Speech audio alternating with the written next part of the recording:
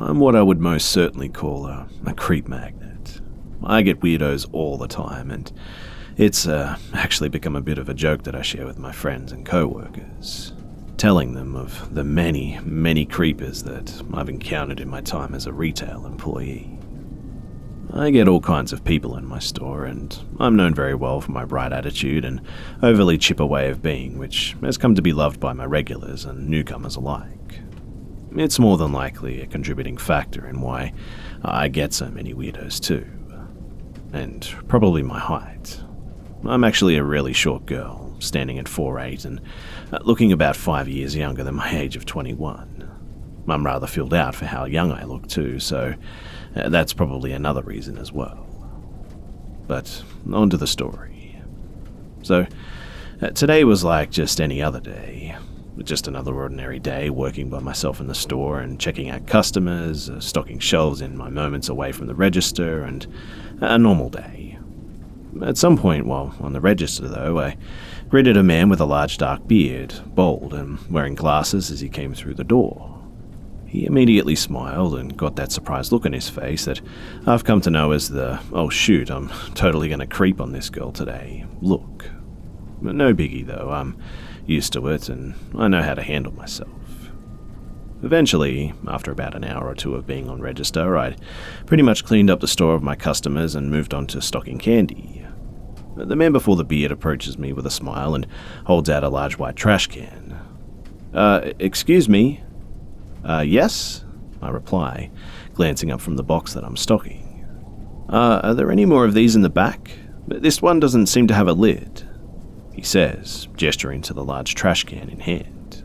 Yeah, I think so. I can check for you.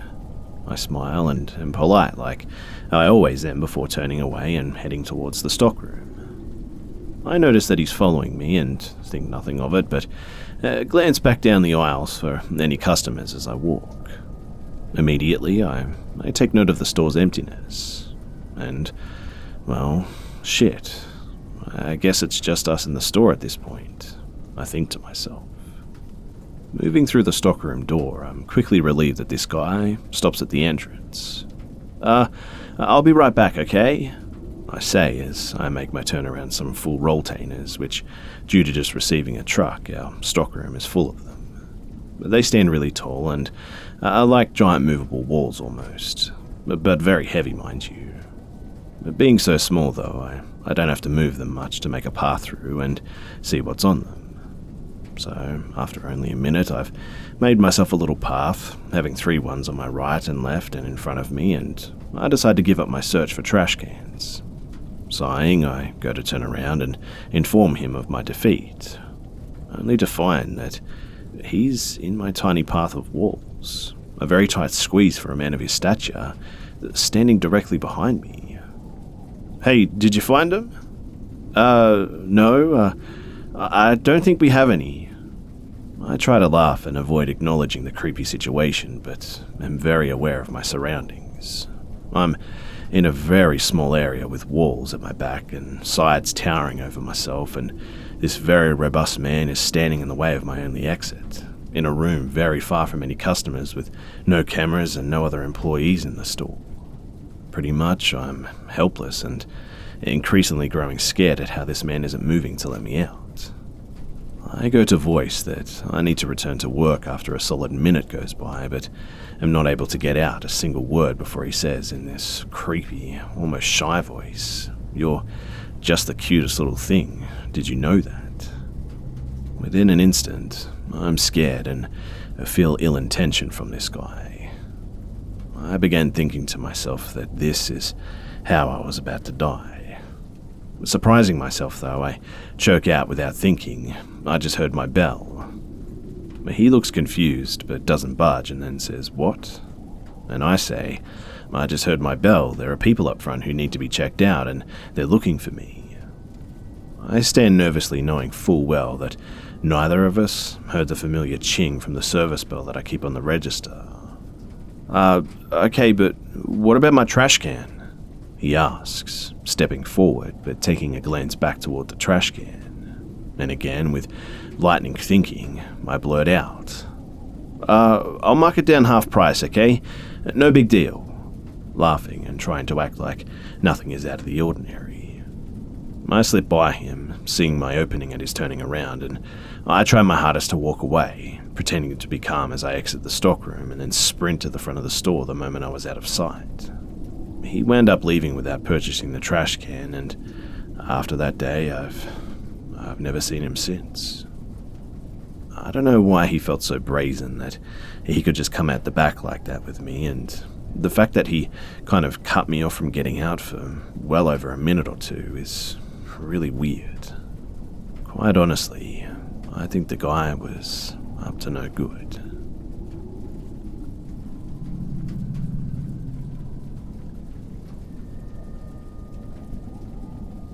Last year, I went out of state for my first year of college to a school in Indiana. In the first week, I formed many friendships, and one of those was with a boy who would end up becoming my stalker. He was fairly normal at the start, and I genuinely enjoyed his company, as well as his roommates, and we became quite close, spending a lot of time together. Soon, I had developed friendships with other people, and he became a part of my friend group.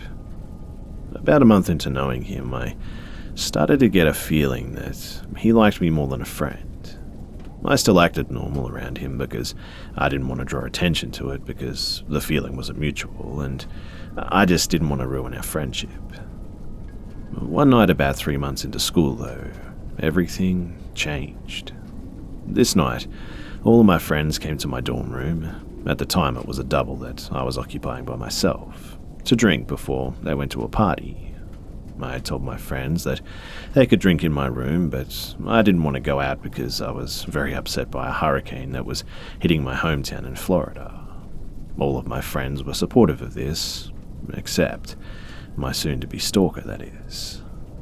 But throughout the time that he was in my room, he was making jokes about how dramatic I was being, and even when everyone else told him to stop, he just wouldn't let up.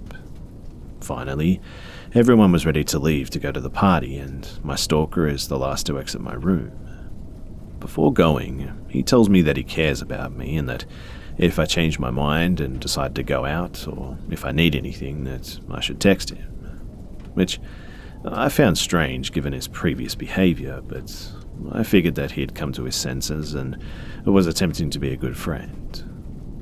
A couple of hours after my friends leave, I get a text from another friend telling me to come help out one friend who is too drunk and is vomiting, so I change and I walk to a building. Upon arriving, I find out that she's fine now and they put her into bed. I go outside of their building and cry about what's happening at home on the steps by myself. I get a text from my stalker asking if I had changed my mind, and in that moment I was sad and figured that if I went out with them and maybe had a few drinks that I would feel better. I tell him where I am and ask if the group wants to meet up, and he says that they'll come but arrives alone. He suggested that we hanged out in my room, but I told him that I wanted to go and see the group. He didn't seem to be too happy with this too, but I call one of my other friends to see where they are, and we go to another dorm building where they were drinking. The party was apparently busted, so they just left. When we get inside, we have a hard time figuring out which floor they're on and what room they're in. My stalker is visibly drunk at this point and pushes me into one of the connecting suites that's vacant. He begins to make fun of me again for being upset and is becoming very touchy. I push him off of me and tell him to stop.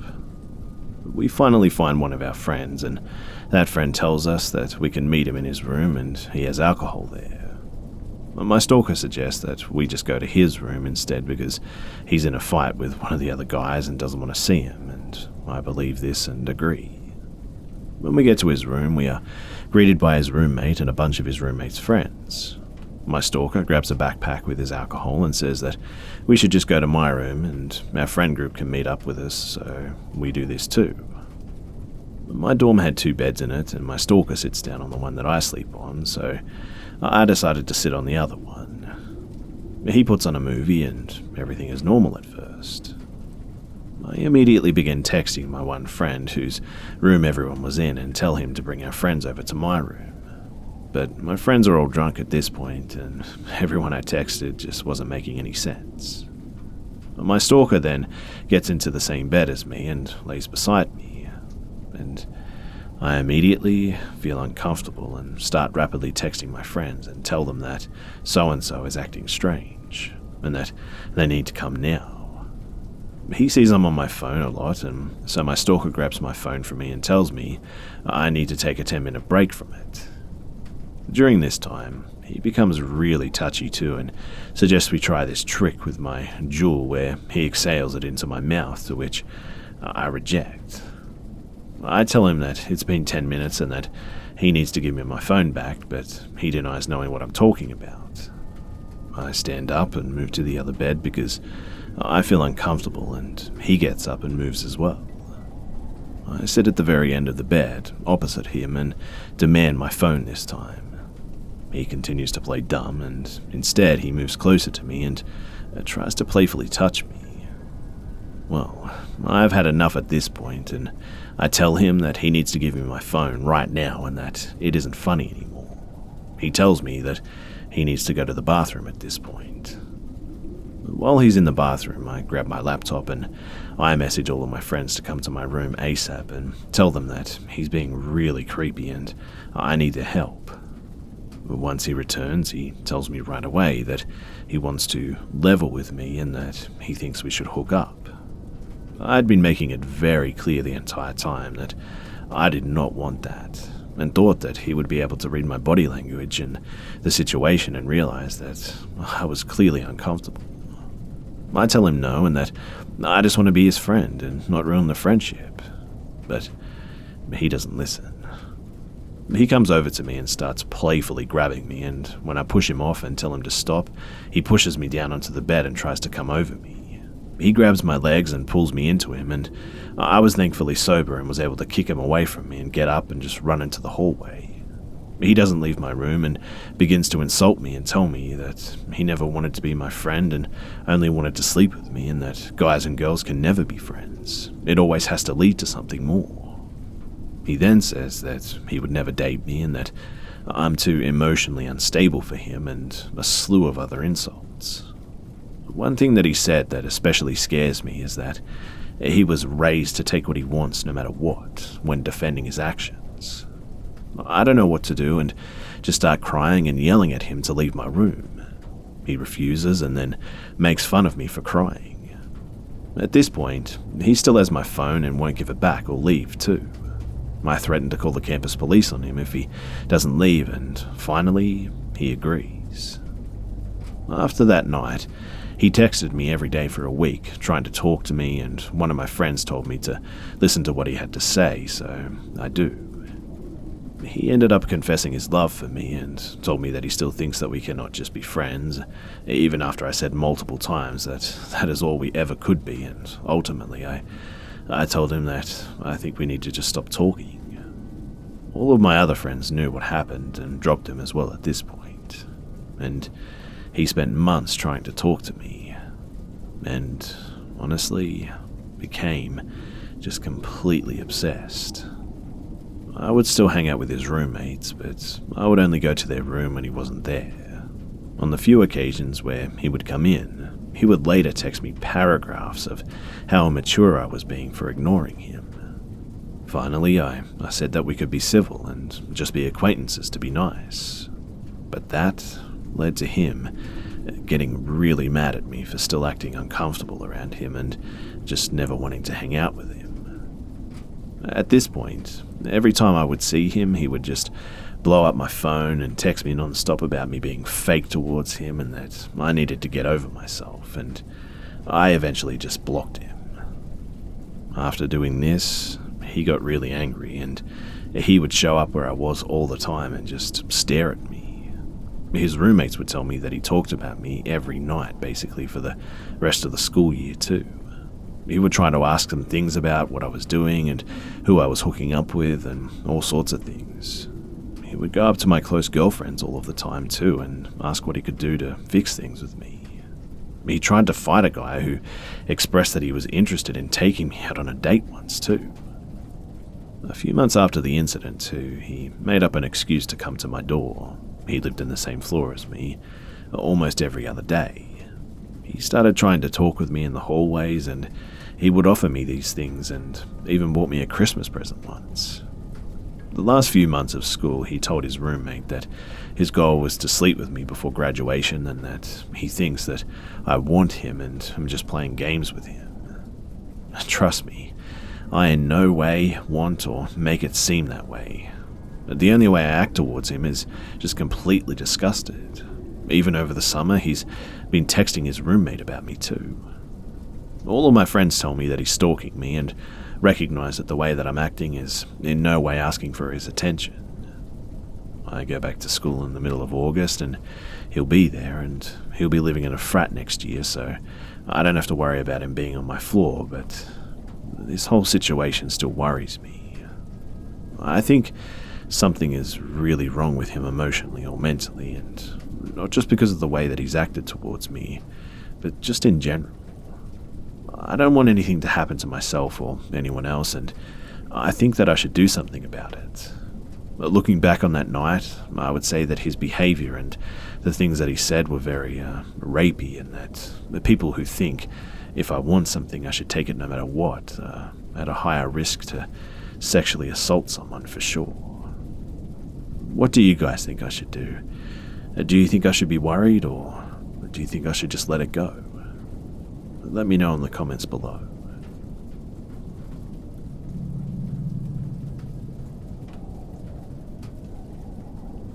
My girlfriend and I took some time out to do some backpacking and travel the world. We went to some incredible places and met really interesting people, but our most interesting story is probably this one. As I said, we traveled all over: Myanmar, Bolivia, Mexico, and many places that have some unsafe reputations. However, we're both pretty good at reading people and staying out of trouble, so we never had any major incidences. We were on a fairly tight budget too at this point in our journey, as we had recently been to Japan and wanted to chill for a bit before finding some work in Vietnam. We decided to volunteer on a Cambodian island. It's a bit of a luxury island, full of resorts that we could normally afford to stay at, so it seemed like a pretty good gig. I worked behind the bar at this resort, and my girlfriend worked in the restaurant. In return, we got to sleep in the dorm and our own meals for free and all that. The manager told me that since I was working behind the bar and Scottish, that an English guy who lived on the island would likely come and see me, and that his name was Dog. It didn't take long for this to take place too. A fairly old guy in his late 50s, early 60s, came into the bar, and he was quite tall and still powerfully built, and was accompanied by a massive Rottweiler, which he quickly told me was also called Dog. We had a bit of a laugh taking the piss out of each other, and he was making fun of me of being Scottish, and I was making fun of him going by the name Dog and being English standard British bullshit. I noticed too that he was always wearing wife beaters which said Dogs Offshore Bar and had a picture of his dog, the Rottweiler, on it. I got to know more about Dog the man. He used to work in construction and offshore, as did I, so we had quite a bit to talk about. And heaps of opportunity to talk too, as he usually arrived for his first beer at 7 a.m. He was clearly an alcoholic. But he never struck me as a bad person early on, just a sadly complicated one, like when you talk to someone who's homeless or something. Anyone who's ever been to Vietnam or Thailand or Cambodia or any Southeast Asian country will understand how rare it is to see a dog that's not some kind of street mutt or tiny pet. But his huge dog would stand out even in Europe, however. Even for a Rottweiler, it was massive. It was really muscular, with a metal chin to give some semblance of control if it was to kick off.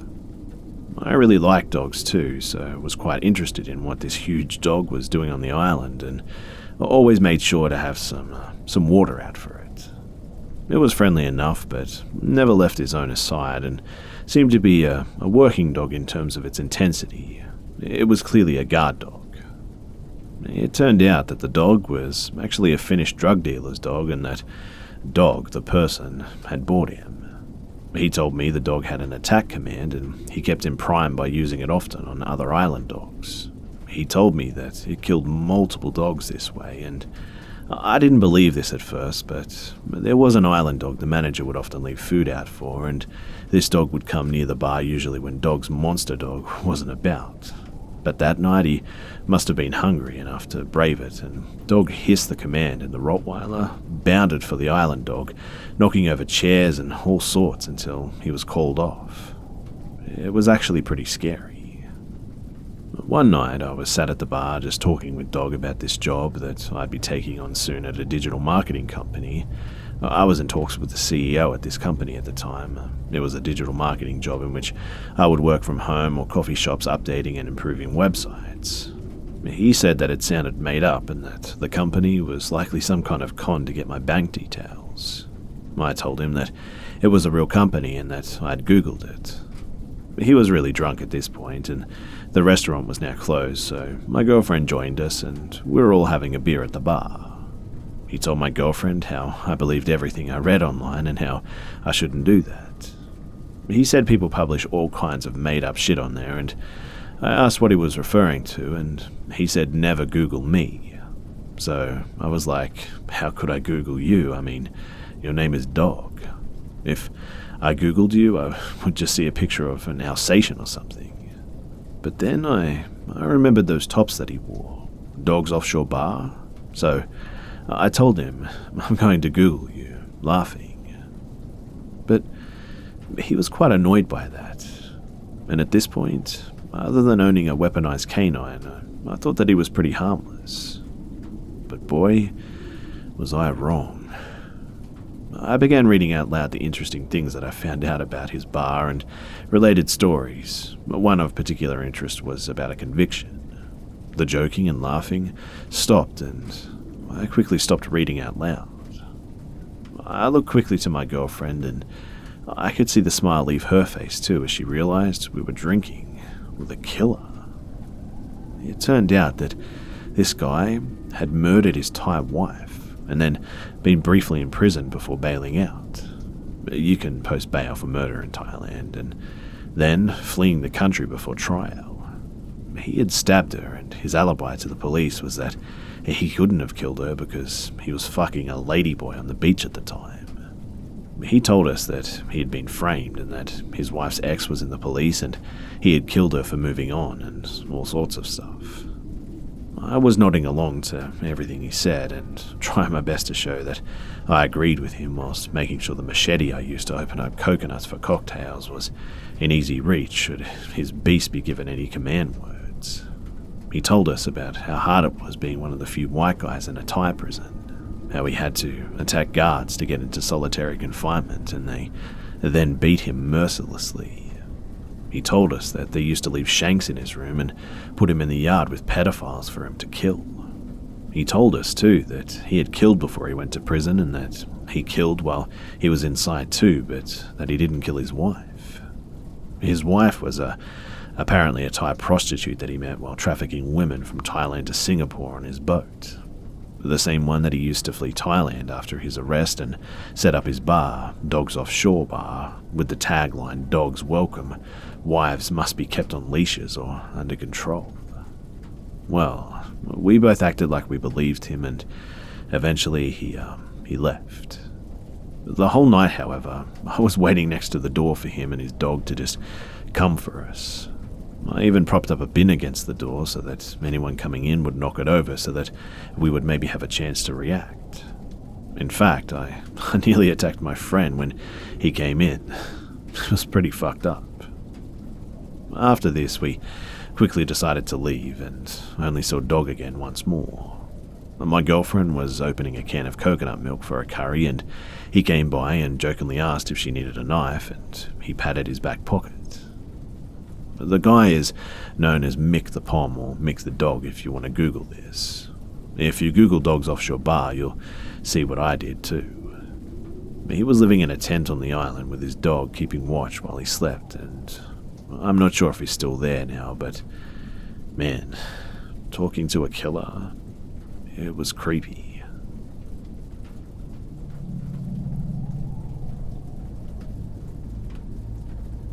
This happened many years ago, shortly after moving into a new house with my parents. I was around 10 years old at the time, I'd say.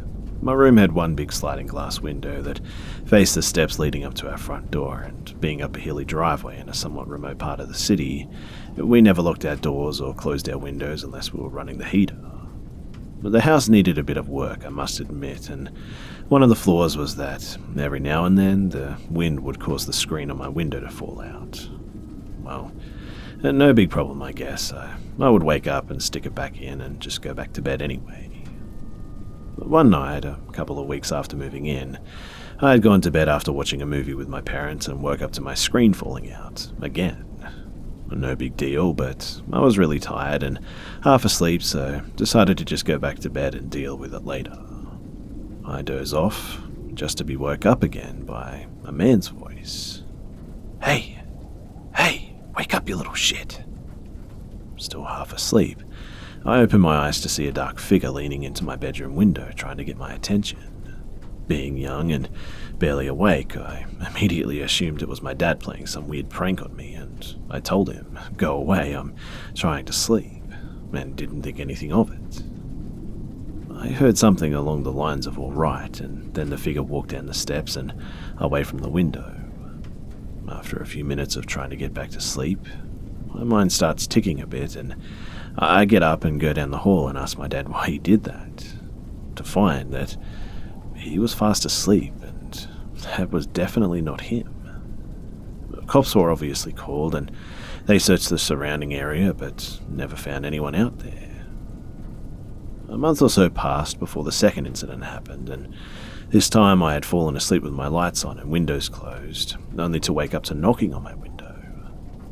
After what happened the first time, I woke up immediately to find a bald man that I didn't recognize knocking on my window and beckoning me to come open it for him. This time, I started yelling for my dad, and once the man at the window figured out what I was doing, he bolted down the steps and away from my house. Again, the cops were called, but the guy was never found. I slept with my windows and blinds closed for a long time after that.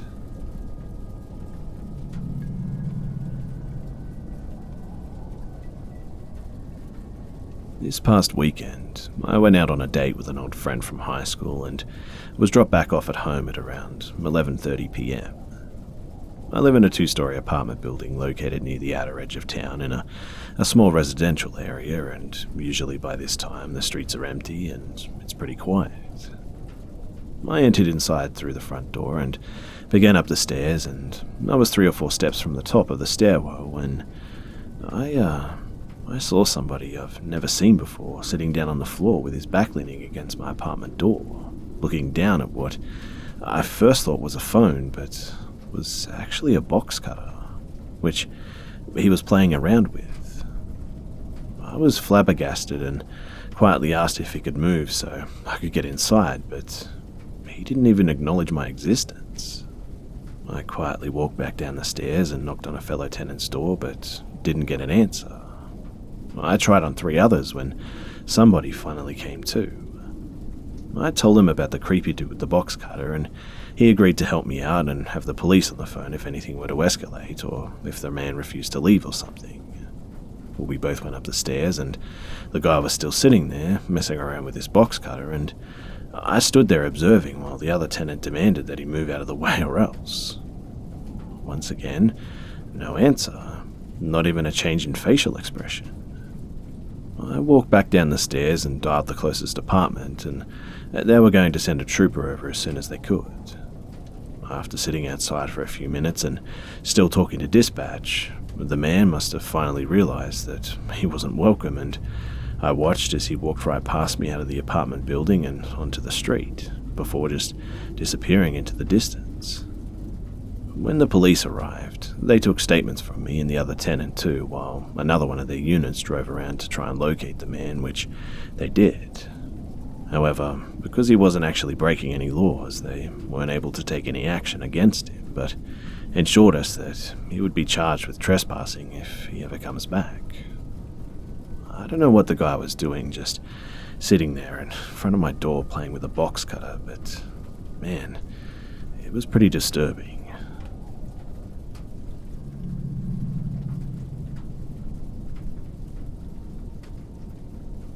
Yesterday I took my dog to the park, as I normally do. It was a cold but sunny day, so when I got there, about half the parking lot was full. However, everyone seemed to be leaving, and as we were walking toward the wooded part of the park, I noticed a guy dressed in all black with big sunglasses and a huge handkerchief covering his face. It kinda gave me the creeps, but I just ignored him. When we were halfway through the park, I heard a man yelling and I couldn't see anyone. But my dog was standing very alert and growling, and I turned around and the man that I saw earlier was standing right behind me. He says, "You stupid fucking bitch." And I say, "Excuse me?" And he says, "Move your fucking car." And I say, "Mine?" And he says, "Yes, you stupid fucking bitch, move your fucking car."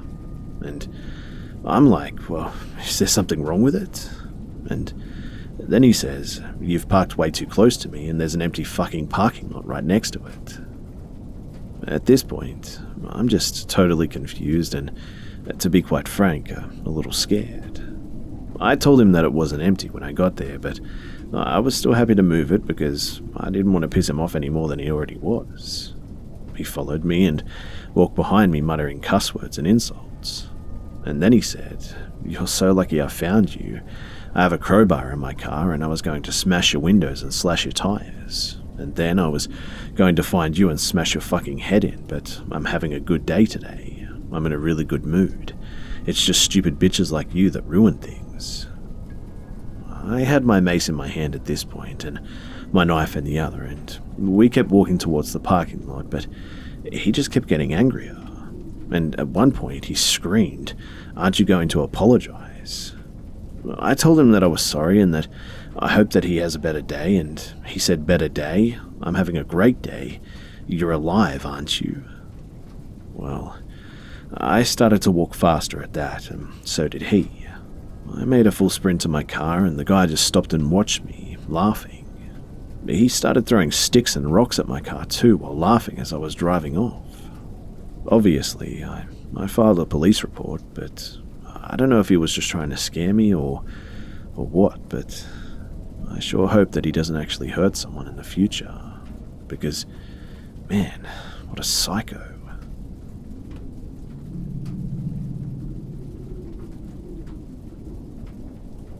Back in middle school, I had science class with this kid, Stanley. We were about 12 and he was short and pale with splotchy red acne and greasy blonde hair and wireframe glasses. Despite that though, he was actually fairly well liked, and I didn't see him as a particularly lonely guy or anything. His parents were divorcing and apparently it was pretty ugly. He was forced to move in with his mother in another school district, which prompted him and his girlfriend to break up. They didn't want to do the whole long distance thing. He was gone for a month, but apparently he couldn't stand to live with his mother and went back to his dad and our school district. His ex-girlfriend in the meantime got a new boyfriend and didn't want to go back to Stanley when he returned. Apparently, he didn't like that, and a few weeks later he was arrested. Because he had planned to lure the new boyfriend into the boy's bathroom, in which he planned to strangle him to death, saw up the body, and bury the pieces. The plan didn't go through because Stan's father noticed the concerning behavior and saw the Google searches for how to hide a body and how to build a bomb and all that sort of stuff, and Stan was arrested before the plan could go through. I know it sounds like a crazy rumor, but I actually still have the letter sent out to parents about the events and used to have the news articles too. Stan was actually sent to juvie for this, but towards the end of the school year he was back again. He was deadly quiet and no one talked to him, and he was never called on. Eventually we made it to high school, and I figured that was the last that I'd ever hear from Stan. Fast forward a few years later, and I'm graduating high school, and I'm waiting for my turn to get my diploma, and I hear them call his name.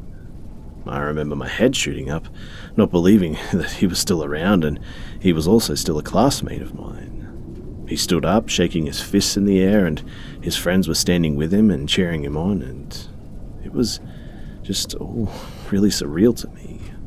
He was taller, tanned with no acne, and his hair clean, and he had a pretty impressive beard for an 18-year-old.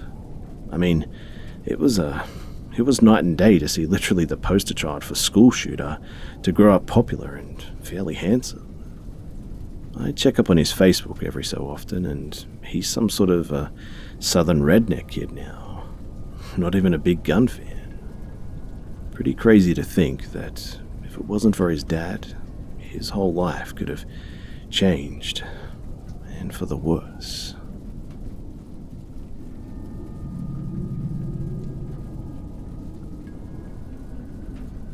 This happened during the summer of 2012 when I was 15 and still an active member of a local Boy Scouts troop.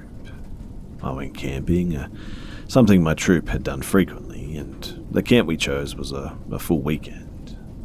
It was a nice forested area with taller grass, and it also lacked any other campers, and we saw no cars driving in or out throughout the time that we spent there.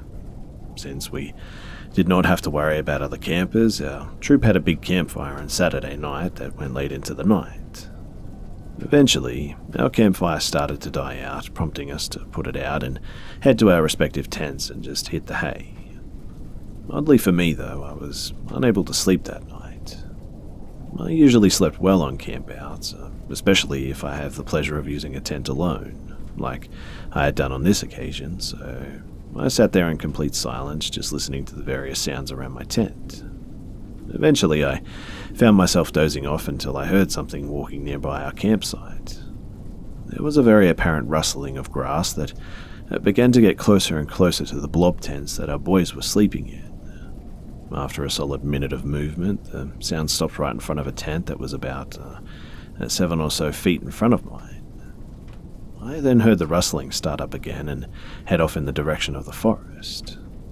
I was paralyzed with fear. I mean, what could that sound have been? I thought about it for a solid few minutes and eventually decided that it must have been an adult checking on us or something. Before I went to sleep, though, I looked out the little tent mesh window at the side of my tent and didn't see anything out of the ordinary in our campsite. This sound went on for a bit in the distance too, but I didn't record for how long, as I eventually just fell asleep. But I woke up later that night to the same sound of rustling, yet this time it was as close to our tent circle as the first time I heard it. While I didn't think too much of this, I silently listened to the sound to see where it was headed. It once again went to the same area it did the first time. Being curious, I peered through the tent window to see what was making the noise, and my face turned white and I couldn't move. My mind was still trying to register what was going on. I saw a large black figure just standing before the tent in the darkness. It was clear that it was not a scout, as the figure had no flashlight on and was far too large to be any boy in our troop. Suddenly, the figure inched their hand to the tent door and began to slowly unzip it. After what felt like several minutes, the figure seemed to poke their head into the tent. Immediately, after a deafening screech came from the tent, I heard other tents being unzipped and saw lights being flashed at the one tent, as well as a black figure start to run away from the tent. Within seconds, the figure was running out of view and into the line of trees. A few adults at the adult camp came to see the commotion, and the boys who were in the tent told them what they had experienced, and several boys mentioned that they heard the sound of rustling in the grass around our tents throughout the night. Unfortunately, none of the boys were able to get a clear view of the person, except that the figure looked like a man who was wearing dark clothing. Disturbed, the adults had us moved to the campsite where they were staying at, and 2 adults volunteered to stay awake for the rest of the night in case of the creep's return. The next morning, we quickly packed our stuff up and left as fast as possible. We warned the ranger in charge, who called the local sheriff, and from what I know, the person was just never caught, and our troop just never camped there again. It was easily one of the most frightening experiences I've ever had, and something that I would always remember when I went camping during my time as a Boy Scout.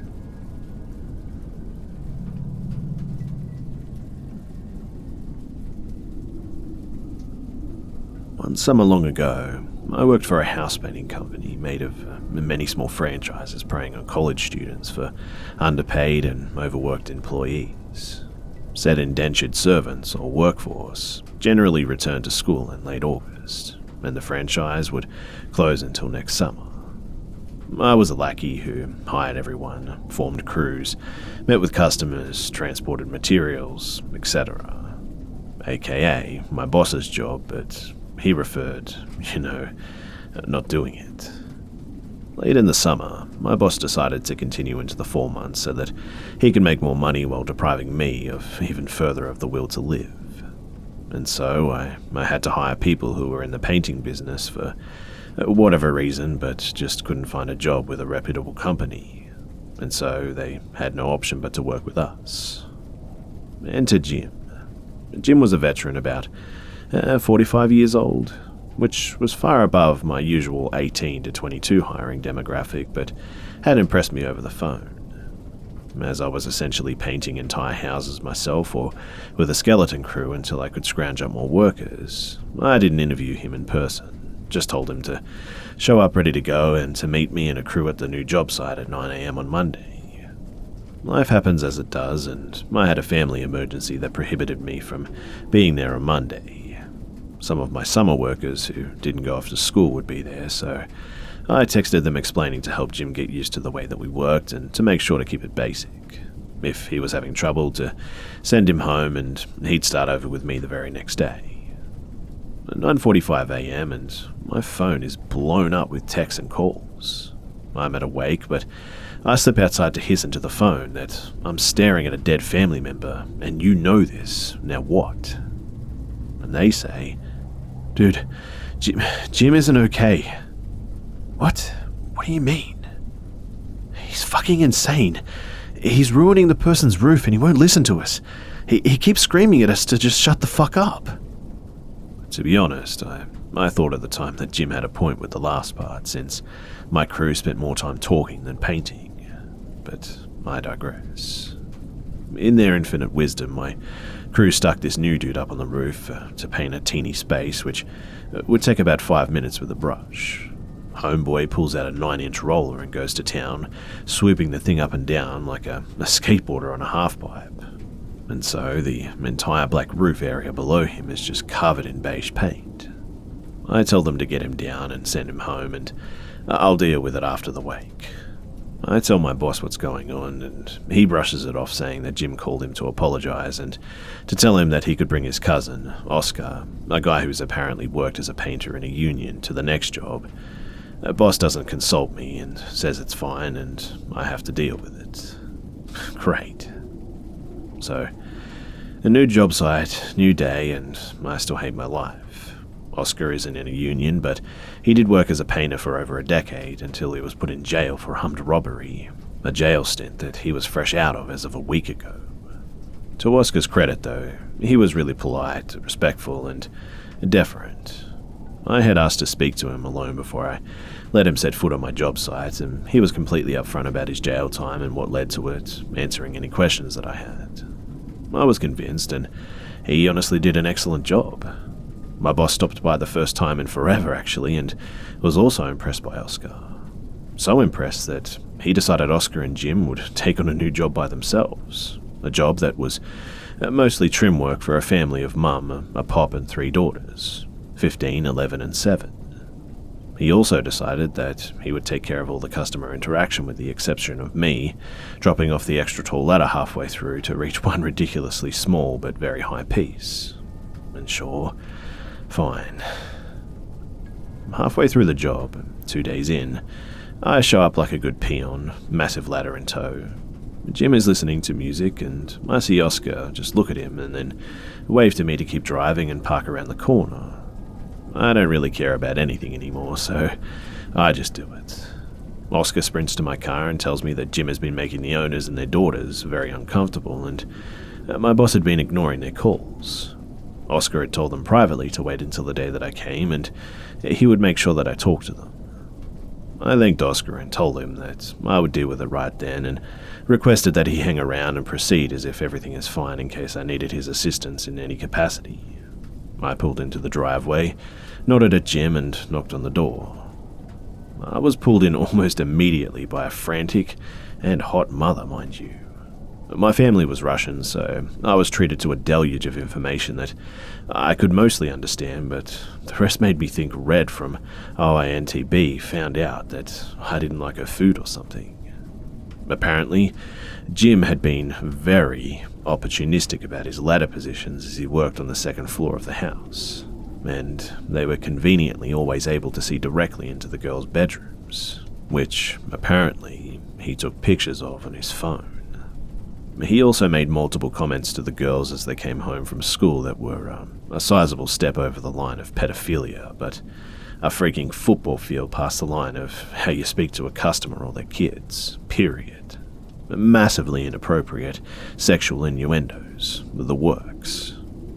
I managed to keep myself from melting into the floor and promise them that this will be dealt with immediately. And with that, I walk out to confront Jim.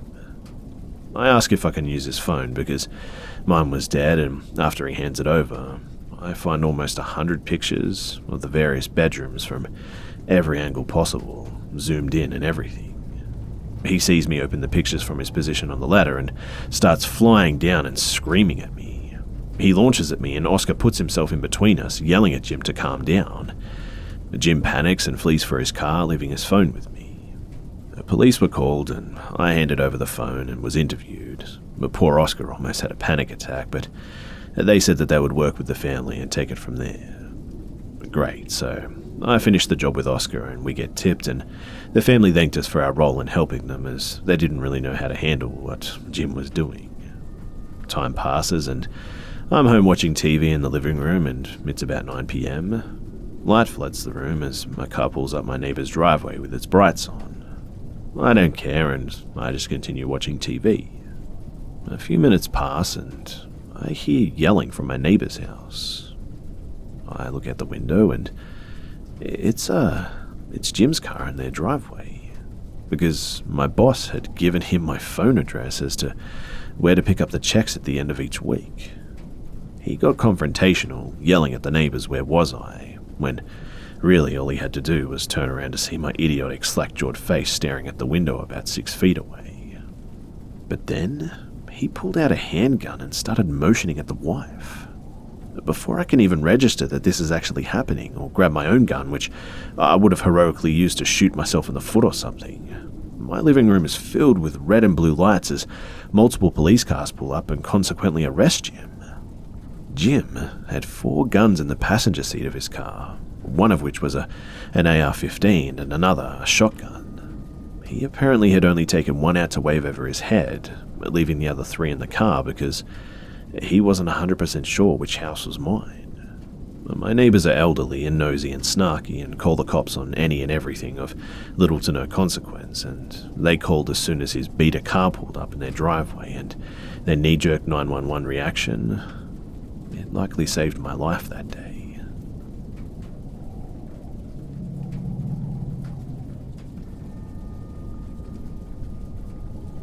So, I'm a pretty big girl, not extremely obese, but chunky enough that it's obvious. And it's not due to diet or anything. I have PCOS, which can cause issues with weight due to the pituitary gland releasing the wrong type of hormones. And with this comes a insulin resistance, which is like pre-diabetes. It's reversible, but not always effective. As such, in my 20s, I'm on a drug called metformin. Metformin, or glucophage, depending on what name you know it by, isn't an addictive substance. It's used to control high insulin, and I have to take it at my heaviest meals, lunch and supper, so I'm usually toting around this giant pill bottle full of white tablets. The reason why I do this is because I work part-time and attend university. I live in the dormitory of my university and have to take transit to work and back, with a bus switch downtown. Around the area where I have to switch my bus numerous cafes and convenience stores. Needless to say, I've grabbed something to eat from them numerous times. Oh, and finally, I tend to dress goth or punk too. My head's shaven on the side, and I've got a few piercings. Mostly I'm left alone, but there have been times where some wise asses decide to have a go at me, particularly on Friday nights. And so, with all that information, here's the story. So, it was Friday, the 2nd of November, to put things into perspective. My instructor was ill, so class was cancelled, and I had an extra hour to get to work. I usually grab a quick deli sandwich and coffee from a cafe at the closest to the bus stop and stick it in my backpack so I can eat it on my break. This Friday, with extra time on my hands, I decided upon arriving at my stop to stay at the cafe. I go in and order my usual plain latte and turkey bacon wrap and sit down next to the window so I can keep an eye on the stop. I have my earbuds in and I'm listening to a podcast, just going through the motions. Once finishing my wrap, I unzip the front pocket of my backpack and fish out the bottle of pills, pop it, and wash it down with my latte. All at once, though, this guy just comes up to my table and motions for me to take my earbuds out. For a description, he's pretty tall, kind of burly, white as a sheet with his broom moustache, wearing clean civilian clothes. Nothing that set off my alarm bells, but being confused, I do so, and he tells me, "Excuse me, miss, but what exactly are those?" He was talking about my pills. The thing with me is that I'm pretty confrontational when I feel threatened, so I said to him, "None of your business." Then, this guy pulls open his jacket, flashing me a police badge. Only, he did it so quickly that I couldn't make out the details, just the shape and nothing else. "Listen, ma'am, I think it is. What are those, narcotics?" At this point, I'm in complete shock. The rational part of my brain is shut off because I'm so caught off guard by this random man, potentially a cop, looming over me. And no is all I could get out. "That's so," he says and picks up my pill bottle.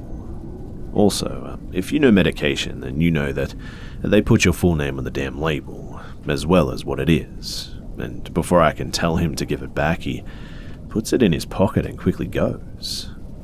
He says that he's confiscating them, and if I want to come downtown to discuss this matter further, then I suggest that we do so now, before I've placed you under arrest. Okay, so at this point, I must admit that I'm half calling bullshit, half unsure of what to say or how to react. All I'm able to say is a flat-out no, like a bit of a moron.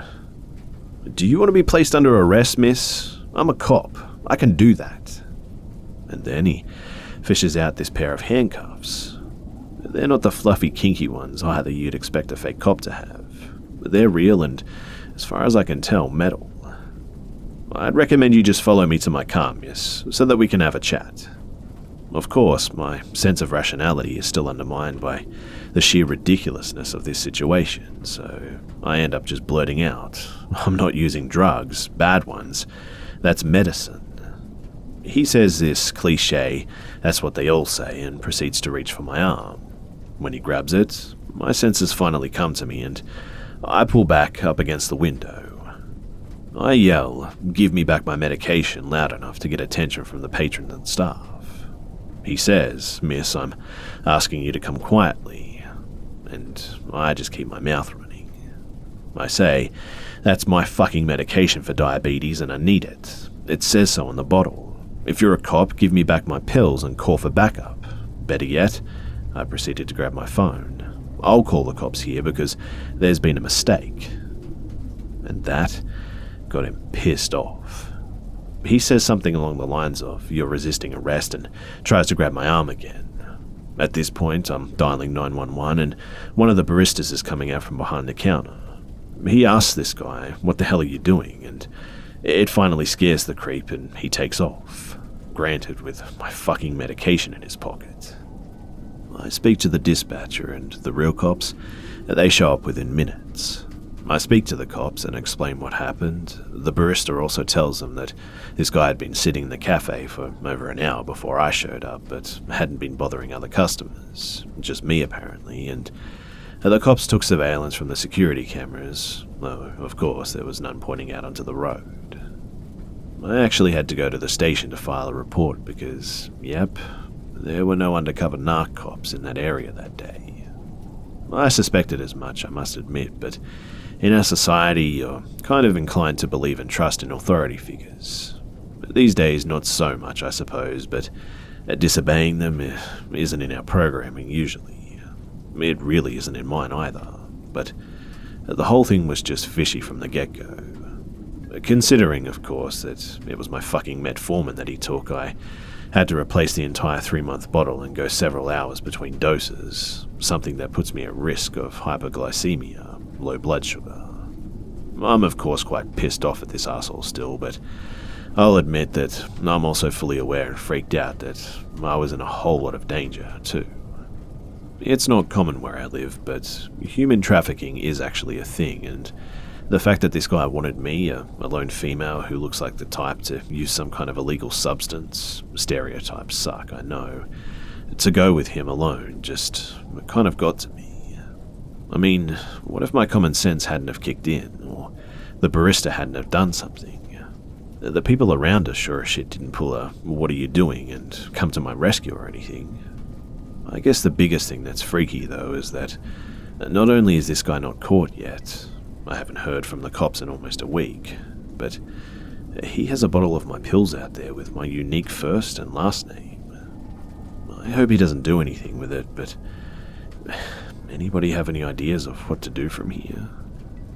Update.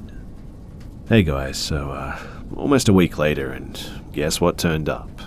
No, not the guy, sadly enough, but my pills have been recovered. The bottle was found a few blocks away, still half full, by eyeballing it. Well, I can't take my remaining doses though, and apparently since this guy wanted to abduct me, yes, the cops are legit calling it an attempted abduction now, he could have tampered with the medication or something. I know next to nothing aside from what I watched on CSI and L&O, but if there's an actual risk of that, they can have them. Not that I could take it anyways, but anyway, the cops are keeping the bottle for evidence because fingerprints exist. That's the most exciting thing that's happened to me so far regarding this. I've been keeping my eyes out in case fake cops come wandering onto my campus or something, and yes, I did switch my bus route.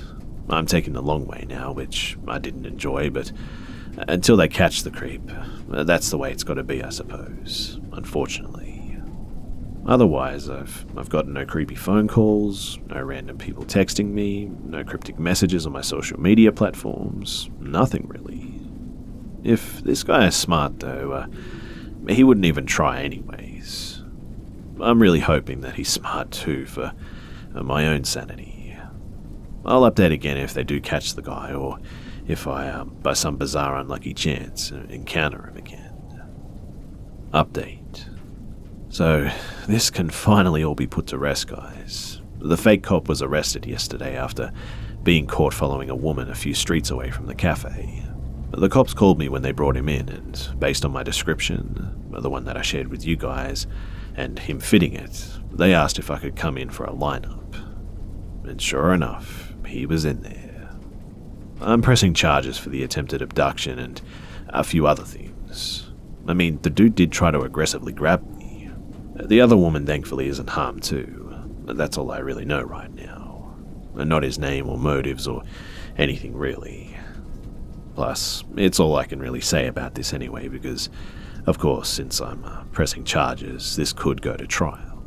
And if we're all crime junkies like I am, then you know that linking out information could in fact damage the case and whatnot.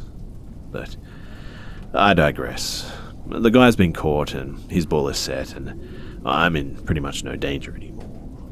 I can finally start taking my usual bus route to work again, which is nice. Also, I just want to say thank you to everyone for your support and advice. Knowing my penchant for attracting creepers' attention, I'll probably have something to share again later, I'm sure.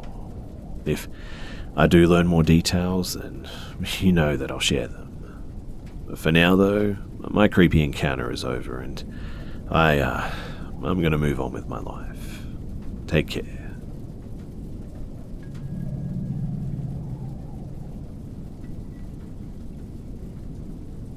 I was about 12 years old, out trick-or-treating with my younger brother and my mum.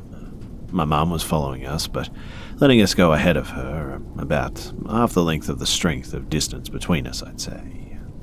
We get to a block where there aren't any houses lit up with lights or decorations, so it's pretty dark when we hear a man calling kids over to him. He was an overweight man, probably around 30 years old, with long hair, wearing a black t-shirt, a black baseball cap and jeans.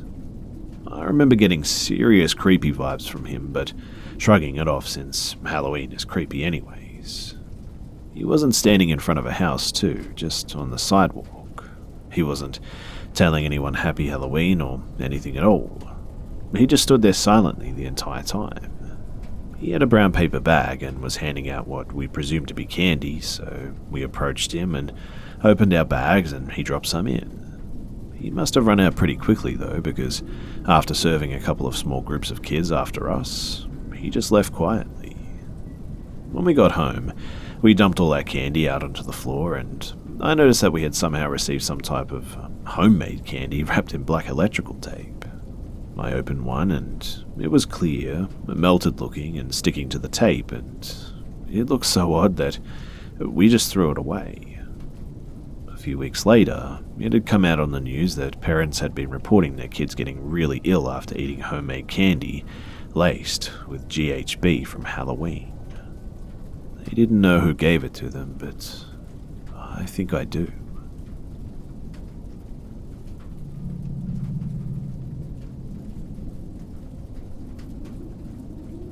So let me begin this story by telling you of how much of an idiot I was. I was drug addicted, alcoholic, riddled with anxiety, and most definitely at my rock bottom. But due to this, I didn't have the best judgment, nor a good judge of character. I started hanging out with a very nasty crowd. Grunge, punk rock, loved to party, never had their own cash, destructive, impulsive. You get the drill. An ex-friend of mine, Bob, started hanging out with me quite a bit more and more as the weeks passed by. Bob worked as a pizza delivery driver, and he never, and I mean never, washed his clothes, to which he owned maybe 3 outfits, including his work uniform, and only women's clothes. The women's clothes were wore to be punky. I saw no shame in that, even thought it was kind of cool how he didn't care what others thought about it. But that also meant that he liked my clothes. So, like a little sister might do, he constantly took my clothes. But keep in mind, he also barely showered. Often he even woke up before 5 p.m. in time for work and jumped off my couch and took a pack of my cigarettes, without asking mind you, and just sped off. Within the 4-month period that he stayed in my house, I literally saw him go take a shower about 5 times, I'd say. And his feet, those feet, man, they were the worst that I'd ever smelled. But long after the situation was dealt with and he was gone, my carpet absorbed that scent too. I tried everything to remove it too, but alas, I left that home with his stench. And he paid nothing, not a single bill, and never contributed to groceries, cleaning, or anything. Nor was he on my lease. Yet, he established residency in my home legally somehow. It didn't bother me so much at the time. As I said, I was at my rock bottom and was basically just happy to have someone to shit show with me. I considered him my goofy, annoying, stinky best friend. Until that wasn't enough for him. He began to become obsessed with me. Very quickly, he went from basically having everything he needed in life for free, while he kept any money for tips that he made, and then just decided on his own accord that we were to be together. But things got pretty awkward and cringe from there too. I mean, if I had to return home from work, a friend's house, etc., He'd cry and follow me to my room, to my fucking room, asking repeatedly why we can't just be together, that we were best friends already, we should date. Mind you, I was not attracted to him. I was going through a divorce at the time, and I just did not want to ruin our friendship. It got to the point where I avoided going home, in fact, and I'd stay with my mother or friends because he'd cry and follow me, desperately trying to convince me to be with him. I'd also often find him in my bed at this point, and he quit his job to have a better chance of seeing me, and I had told him that if this continued, that I would no longer allow him to crash there. At one point, after avoiding him for a few days, Bob really started to come out of his shell. He cornered me, screaming, "I'm sick and tired of being rejected by you fucking women. It's not happening anymore." And now I was scared. I never saw him as a threatening individual, but just as a goofy character. Also, I know some of you may be thinking that I let him on, but trust me, that was not the case. He had been a friend for years, was in my wedding in fact, and was fully aware that I had no feelings for him. But now I was genuinely afraid of him. I asked him to leave, and he was no longer welcome, and he just refused. He said by law that he was required 30 days' notice to be evicted. When I spoke with the police, they understood my situation but explained that he'd either have to be evicted or I'd have to get a restraining order. So I filed the restraining order, which they immediately granted to me, but he just chose to ignore it. Once he left my home, I locked all the doors and windows, and when he returned, I showed him the order, to which he was not happy. I tried calling the police every time he showed up, but by the time that they got there, he was always gone. There were shoe prints on that door and cracks from all the attempts that he made to force it open too. It never shut correctly after those attempts, and they were never able to officially serve him, because they supposedly just couldn't find him. I honestly believe that they probably tried once and then just gave up. I provided them with his plates, his friends' addresses, which he stayed, previous employment, everything they needed. I'd stay up late, hearing his vehicle. It was really loud and easily identified. Slowly drive up my driveway, and he would just stare at me. Day and night, I would just be scared, looking through my window, just always with my phone in my hand preparing. At one time, he even hid behind my front door, had a mutual friend knock, and then jumped out and shoved the door open and entered. He even went as far to message my young, underage nephew, who he met maybe one time, on Facebook to try and gain sympathy and convince him to get me to change my mind, crossing even more obvious boundaries. Quite honestly, it was just a living nightmare. Eventually, though, he moved on to his next obsession, and I was finally somewhat at peace. But several months later, he was officially on our local news for attempting to slit his girlfriend's throat and beating her until she was unconscious, until a neighbor rushed over and he fled. All I could think of was how that could have been me. Apparently, free housing, food, cigarettes, and everything except a romantic relationship wasn't enough for him. He deserved a casual and sexual relationship as well.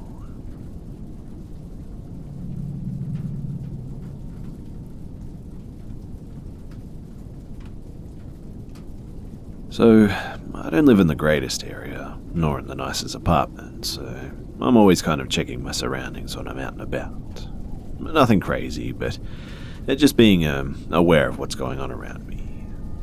This being said, the other night I decided that the mountain of dirty clothes inhabiting my closet was bordering on disgusting, and it was time to do one of my best favorite chores, laundry. I don't mind doing laundry itself, but the laundry room in this building always gives me the creeps. It's in the dank and dark basement of the building, and you always have to grope the wall for the light switch.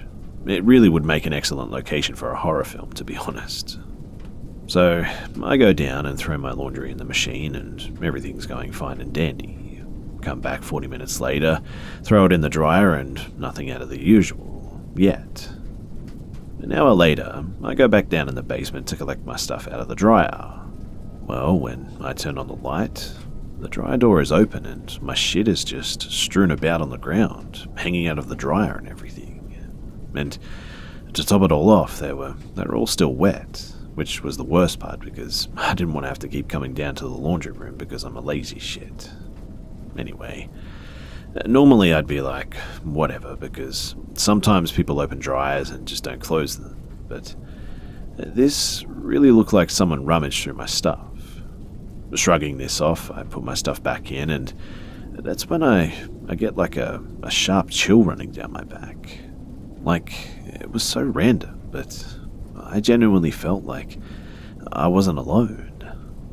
So I turn around back to the elevator because, like I previously stated, lazy shit, and all of a sudden I hear the sound of someone like frantically running up the stairs and on the other side of the room.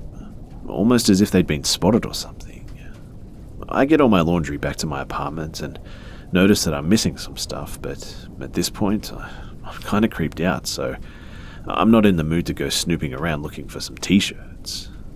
So I kind of just forget about it until a couple of days later I received an email from our landlord telling all the residents that a homeless guy not only broke into the building, but he performed sexual acts upon himself in the laundry room, then started a fire and went around the building trying to break into people's unlocked apartments. So, I'm guessing this guy went through my stuff, probably took something, did God knows what with it, and then started an actual fucking fire for some reason. I don't know exactly what he was doing down there when I was down there, but it's creepy to think that this guy was probably just feet away from me.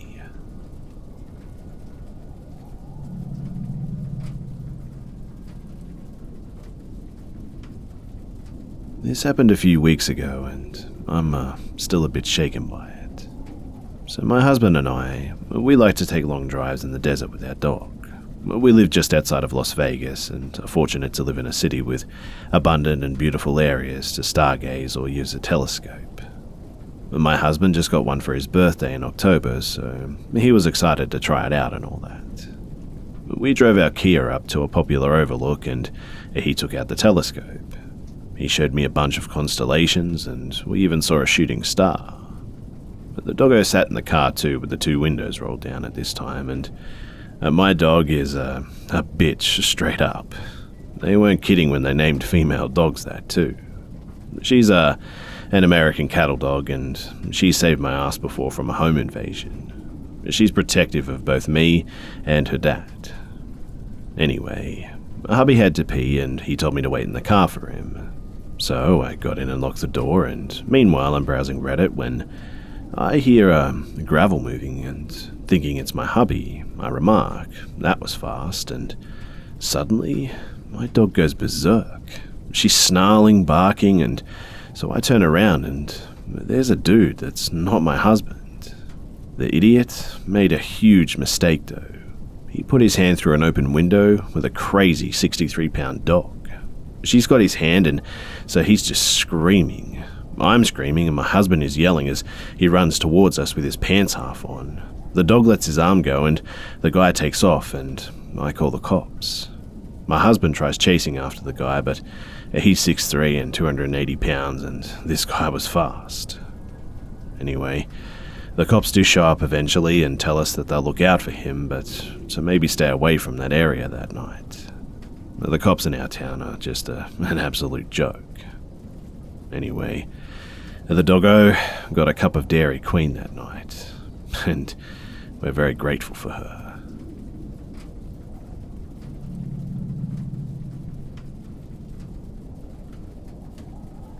My boyfriend and I went on vacation in Sedona, Arizona. There isn't much to do at night, so we bought some movie tickets and went to get gas before the movie. I was in the middle of smoking a cigarette as we pulled into the station, so I got out and sat far away from the pump so I could finish it. A homeless-looking man slowly started walking towards me as soon as I sat down, and something about him just seemed off. When he got close enough to me where I knew he was definitely about to say something, I threw my cigarette down and started walking towards my boyfriend's car. The man put his hands up in a prayer motion, and I told him, I have no money, I have nothing on me, sorry, and tried walking off again. But he stopped me and said, wait, no, I don't want money, please just listen to me. You need to go to the bathroom, I'm saving your life.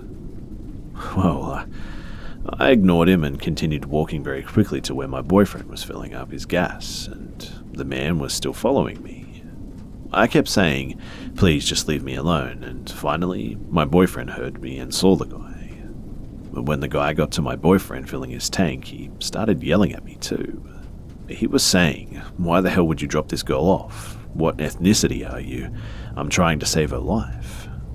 My boyfriend is short-tempered, so he got in the man's face and was telling him to just go away and that he was going to call the cops. Then, the man balled up his fists, pumped his chest out, and got in my boyfriend's face like he was about to fight him. I put my hand out and begged him to just leave us alone because it wouldn't be worth it if we fought him. Luckily, the man walked away, but my boyfriend was super pissed and was yelling at him. He stopped pumping his gas and drove to the park in front of the station so that he could report the situation. The man had his stuff out on the side of the gas station, and when he saw us park, he started screaming at us again and looking at me while he rubbed himself and told me that what I should do to him. This was obviously very, very uncomfortable for me, and my boyfriend tried getting out of the car, but then the man whipped out a pocket knife. He wasn't walking towards us with it, but he was playing with it in a taunting kind of way. I told my boyfriend to just get in and to drive off because I didn't want him to slash our tyres and us be stuck because no tyre place is open late in small Sedona. He listened to me and we drove back to the theatre, and we ended up returning our tickets and drove back to the gas station to make a report a couple of minutes later. We found out that the cops conveniently drove in right after we left, and the man just tried fighting them, so he was arrested and taken. Thank you, Karma, but to be quite honest, I often think what would have happened to me if I'd gone in that bathroom with this guy.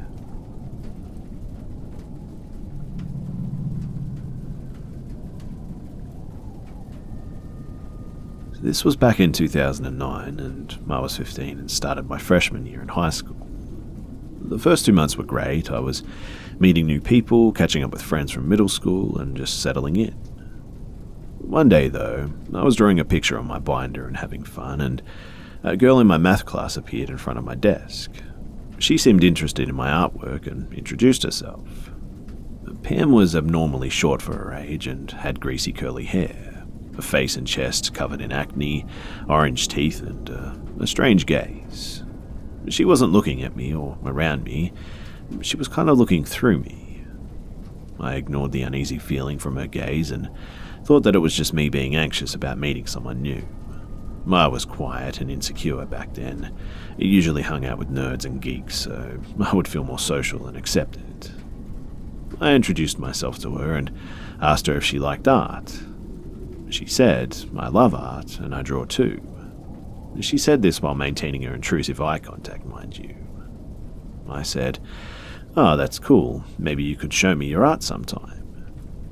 She kept her eye contact steady, like she was waiting for me to say more, and I just kind of awkwardly looked back down at my binder and just kept drawing. She seemed to get the point, though, and walked away. Pam came back about 10 minutes later with a specific piece of art and put it on top of my binder. It was a shaky line work with no erase marks, and it was my drawing from a week ago. She had obviously somehow taken it from my backpack and traced it and just sloppily coloured it with a Sharpie or something. Hey, that's, wait a minute. I said this while checking my backpack. And yes, my drawing was stolen. I obviously immediately got annoyed and said you stole that from me. I said it too while crumbling the paper up. I had a quick childish temper back then. She said, no, I didn't, this is mine, with a blank look on her face. She snatched the crumpled drawing from me and ran back to her desk. She didn't look embarrassed, mind you. She didn't look mad, she just kind of grinned and stared at me for the rest of the class. At first, I thought maybe I just overreacted, that I just made an idiot out of myself since the whole class was watching. But then I realized that Pam was enjoying this drama. And after that, I became her target for the rest of the year. I obviously avoided her like the plague for the next month or so. She wasn't normal, and she creeped me out. But it didn't stop her from approaching me. I noticed every week or so my drawings would go missing too. My friends would call her out for stealing and tracing, and she would somehow cause harm to them. She had actually lured my best friend into being alone with her at one point. She claimed that she was returning the drawings and she didn't want me to see them, and my best friend went to retrieve these drawings and Pam just sucker punched her in the nose. My best friend was in shock, obviously, and she ran to the office to tell an adult what happened, but it wasn't on camera. They also claimed that Pam was a sweet girl that would never hurt anyone. Two things here, though. Pam had obviously put in effort to get on the good side of anyone with authority, and she lured my friend into the girls' locker room knowing that there were no cameras. This freaked out all of my friends, and I was scared too, but that fear eventually turned into rage. I mean, who did she think she was? No one had even thought that she would go that far too, but man, it got so much worse. So one day, I confronted her and I told her that if she ever touched one of my friends again, that I'll follow her home and beat her ass. She seemed to be enjoying these threats too, and she grinned with her nasty teeth showing and her breath smelled like a fucking carcass. And then she said, "Don't threaten me with a good time," forcing out a giggle. Any adult that I told about this would ignore me too. My parents were just too busy fighting each other to listen, and the school staff just didn't care about drama. The only ones that I could trust were the ones directly involved and my brothers. No one could do anything without proof, and Pam was honestly really sneaky. I was stuck and I was furious, and quite honestly, I wanted revenge. Pam showed up the next day with a picture of me and my two brothers at the Detroit Zoo. She had showed it to the other students, and she claimed that the man in the picture was her boyfriend, my oldest brother. She went into detail about how she had had sex with him 3 times a day and that me and my brother were just kids that he was babysitting in the picture. And at this point, she had ruined me mentally. How did she even get that picture? It was my locker. She had found out my combo somehow, obviously, and I was feeling pretty exposed and small at this point. Finally, and the most disturbing thing she pulled, sadly not the last thing though, but she had decided that she wanted to get me expelled. She went into the bathroom during lunch one time and hurt herself, and she choked herself in her back straps and hit her head on the hand dryers and slammed herself into the walls, and I only knew this because a girl from my English class witnessed the whole thing. She even asked Pam if she was okay, and Pam answered with, "I'm fine, why do you ask?" As if she hadn't just thrown herself at sharp corners or something. The witness helped, and I was escorted out of my class by 2 school security officers, and they interrogated me for an hour. They asked me where I was at lunch, and if I was sure I wasn't lying, and they asked me if I had a violent family, and all sorts of things. I rolled my eyes after they told me that I was a liar, and I just called my brother. He came in a half an hour later and told them what Pam had been doing and that they could lose their jobs for interrogating me like this. At this point, they seemed to listen to him because the principal was his old science teacher and they actually got along really well. Thank God for small towns, right? So, I managed to get 3 witnesses in, and I chose the girl from my English class who saw Pam mutilate herself in the bathroom. I chose my best friend who got punched in the face, and I chose an actual teacher that saw Pam take things out of my backpack. Pam claimed that I borrowed her books and she was taking them back. I was in the bathroom at the time. With all this proof, they had no choice but to search Pam's locker. And what they found, I'll never forget. They found photos of me and my family, and they found my schedule and just an unbelievable amount of drawings that I had done. was like she had a shrine and she wanted to be me. I was horrified, and they asked me if we had been in a relationship or something, and I said no and that I'm straight. She actually ended up failing her art class too because she had used all of my art for her grades. She was suspended and seemed to have disappeared after getting caught. Honestly, I don't blame her. The whole school was talking about it. I even got some apologies from Pam's little jerk circle, and they told me that they were too afraid to do anything about it and that she would show up at their homes randomly after school. She had so many people wrapped around her nasty little fingers, and I had a feeling that Pam had something terrible happen to her as a child or something, and that's why she was the way that she was. But disturbingly enough, the last I heard about her, she had actually pushed her grandmother down the stairs and left her there until the cops showed up. Apparently, a concerned elderly neighbor heard yelling in a usually quiet house and called the cops.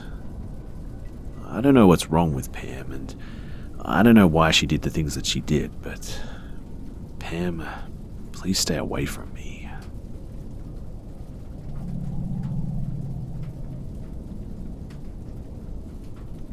This happened a little over 10 years ago when I was living on some off-campus apartment at the Art Institute. Good prices, but caveat being that one person in the apartment had to be enrolled at the school. My girlfriend at the time, Emily, lived in the same apartment complex too. And there were a lot of parties there with everyone being students, and with it being off-campus, things had a tendency to get a little out of hand. It was still pretentious, but pretty wild activities from time to time, if you catch my drift. I just so happened to be over her place for a few hours, which was probably about 20 seconds walking distance of my apartment. I knew that my roommate and my friend Brandon were hanging out at my place while I was over at Emily's, and I was about half awake, about to drift off to sleep in her room, when I hear a pounding at her door. I assumed it was Brandon just trying to mess with me, likely because he was bored and no parties were happening that night. Well, I meandered to the door in my boxes with 100% certainty that it was him. It was about probably midnight or so, I'd say. But for some reason, before I touched the handle, I paused for no reason. It just had a weird feeling. I peeked through the peephole, and in the yellow light, I see this man boy with a buzzed head and a stained white t-shirt. So I do what I normally do and just stand there in silence until he leaves, right? I didn't realize, though, that the door was unlocked, and I start to hear the guy turn the knob to open the fucking door, and as it cracks open slowly, I pull it open full force. As directly as I could manage, I was like, "What do you need?" And he just kind of stands there moving back and forth and mumbles, "Oh, and is so-and-so home?" Channeling some other identity, I just kind of straighten my back and, in a deepish voice, think of someone telling a demon that they aren't welcome in their home. I go, "You've got the wrong place, buddy." You always know shit's about to go down when buddy gets thrown out there, right? Well, he drops the act and his face totally changes to a grim-looking meth face. And he starts smiling and is like, "Oh yeah, you sure?" At that point, I just go, "Yep, get the fuck out of here," and slam the door and lock it. I called my friend Brandon. He's a very big guy, and he starts hauling ass out of my apartment and running around the complex trying to find the guy, which turned out to be two dudes. One must have been hiding during the exchange. They scrambled and either hid or just hightailed it out of there, but I still wonder sometimes what would have happened had I just rolled over in bed that night and didn't answer the door.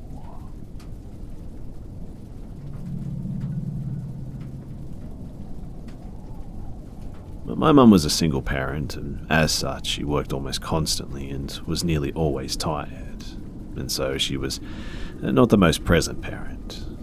But despite being only 2 years older than my sister, I was headstrong and insisted on acting as the man in the family, putting on a tough face and powering through things, like comforting my sister when she had a nightmare so we didn't wake my mum. This all happened while we were on a shopping trip, I'd say this was about 7, making my sister Elise about 5. She was a talkative child, always required someone's attention, and yet neither my mum or I noticed that she had disappeared until we reached the checkout. Thinking that she had simply gotten distracted and wandered off, my mum wasn't too concerned, and I volunteered to go and get her. I walked past the aisles, peeking my head down each to try and spot her dark, curly hair and a pink jumper when I heard a muffled crying and a woman trying to shush someone. Rounding the corner to investigate, I saw something chilling. A woman crouched down, desperately trying to quieten my younger sister with her hands vice-like on her wrist. Seeing me, the woman put a smile on and tried to shoo me away. She said, "Don't worry, she just had a little fall." I vividly remember little 7-year-old me straighten up, puffing my chest to look as tough as possible, with a glare that I spat out, "That's my sister." Her smile dropped and she let go of Alice, and I grabbed her and ran back to the front where Mum was waiting outside. She didn't seem too concerned about the lady. She was probably exhausted, to be honest, despite the nail marks on my sister's arm, and we just went home that day. I'm 21 now, but I still think about that day sometimes, and it always gives me a sick feeling in my stomach.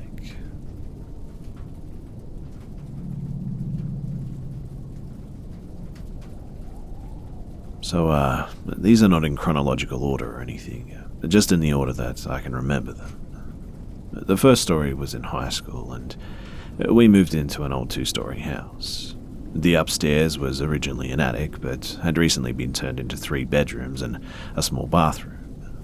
The floors were very thin and old as hell, so when someone walked around, you could both hear and feel the steps. And after living there for several years, you could tell where someone was walking upstairs just by the feel of the floor. Anyways, so one night I'm laying in my bed, just a mattress laying directly on the floor, watching TV, and my best friend comes over, super drunk and needing a place to stay so that she won't get in trouble by her mum for coming home obviously drunk. Okay, cool, so she borrows some of my clothes and passes out fairly quickly as she was hammered. I fall asleep soon after, and I awake to my direct TV remote lighting up, and it was literally right next to my face, and I just pushed it away as weird things often occur, but I've never had any bad vibes or anything. I turn over, and as soon as I stop moving, I feel the floor moving from someone walking from my door towards the window, which is a straight path at the bottom of my mattress. It walks from the door to the window and back again several times as if it were pacing or contemplating life or something. Mind you, I never once opened my eyes. No way. I tried to wake my friend too up with nudges from my elbow, but she was passed out cold from drinking all night. And this thing just paced back and forth from my door to the window, and I'm not sure how many times, but it finally stops at the window, not at all the place I wanted it to stop, and once again I never look. I pull the blanket up over my head, and eventually I fall asleep, and I wake up super pissed at my friend. So the second story was that one night in the same house, I was alone in the house, which I'd already hated being alone in anyways, and my parents are out at the casino all weekend, and my brothers are out living their lives while I have no plans, and I'm just at home watching TV in the living room downstairs. The way the living room was set up is a little bit odd, but what I assume was originally intended to be a dining room is now our living room, and what was intended to be the living room is now my parents' bedroom. Their bedroom had 2 sliding doors, and they always left one of the doors closed and had one of their dressers partially blocking it, while the other door was always left open. So I was sitting on the couch, which is adjacent to their bedroom, and I'm kind of laying sideways on the couch with my head turned towards the TV, just chilling, and out of the corner of my eye, I see what appeared to be a little flash. Not quite as dramatic as a camera flash, but still pretty bright, mind you. I obviously immediately turned my attention towards their room, and I see a black shadow move from the door that's open towards the door that's closed where the dresser is. I just stare, scared shitless, and I saw it straight on, Not out of the corner of my eye or anything. I mean, I actually saw it, and I crawled backwards away from the door over the arm of the couch, grabbed my car keys, and I just bail. I didn't even put a bra on or socks or turn anything off. I just got in my car and drove to my friend's house, which was almost 20 miles away. I told my mother about it the next morning when she got home and suggested that we buy cameras so that we can see it, but she refused. She said, "No way I'm doing that. When I see it on camera, we'll have to move." I never saw any kind of shadow thing before or since then, but that one was pretty creepy. So the last story is that in the middle of the day, me and my friends had decided that we didn't need to go to school this day, so we're at my house, and the whole house we have to ourselves, and we're sitting at the kitchen table just talking. My brother's friend comes in. We lived in the middle of nowhere and never had the locks on the doors or anything, and our friends were allowed to come in and out any time they wanted without having to knock or anything, and asked if my brother was here. I said I wasn't sure, and he goes up the stairs to check, and I hear him walk into my brother's room, search, and then start to head out of his room. He closes the door behind him, and it closes a little louder than he intended, and he yells out sorry, and a very loud booming voice from somewhere upstairs says, "Stop slamming the fucking doors." And me and my friend just look at each other with a what the fuck look, and my brother's friend comes flying down the stairs and says, "Okay, bye," without looking at us, and just runs out the door. He was and is a very religious guy, and no matter how much we asked him to tell us if he saw anything, he would just leave the conversation every time. So I'm not sure if he actually saw anything, but he definitely heard what we heard too. I don't know what was going on in that house, but for the longest time I thought I was going crazy because I was the only one that saw things. But that last story, it confirmed for me that I wasn't going crazy. There was actually something in that house.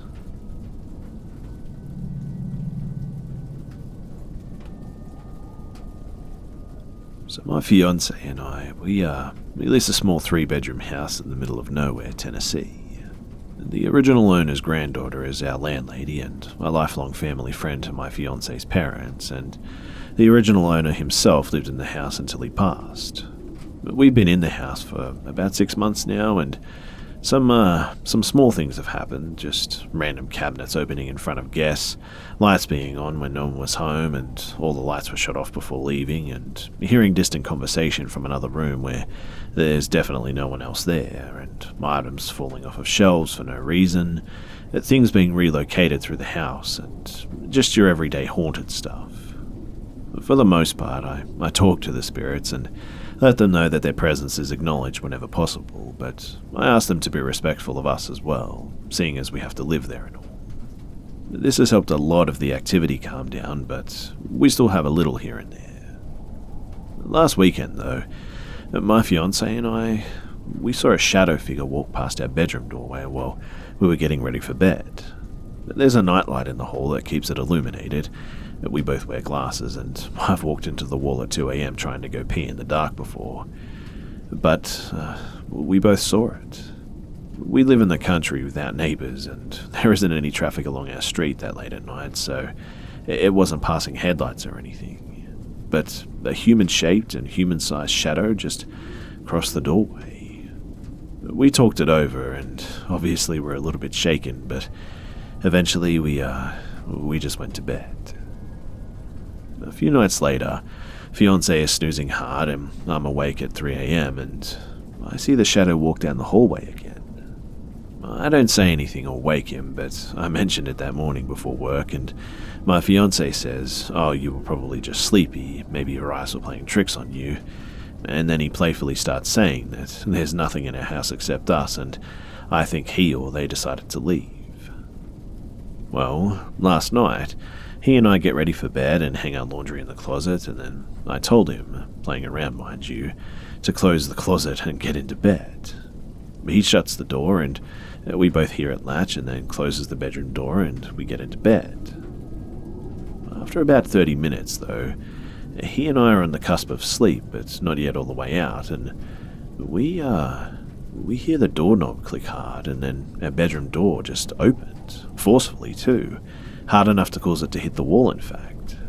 We both wake up and looked at each other, and I kind of asked him, "So do you think they're still gone?" Obviously not. It definitely spooked us, and the vibe in the house has changed a bit for some reason, but I'm not sure what to do now.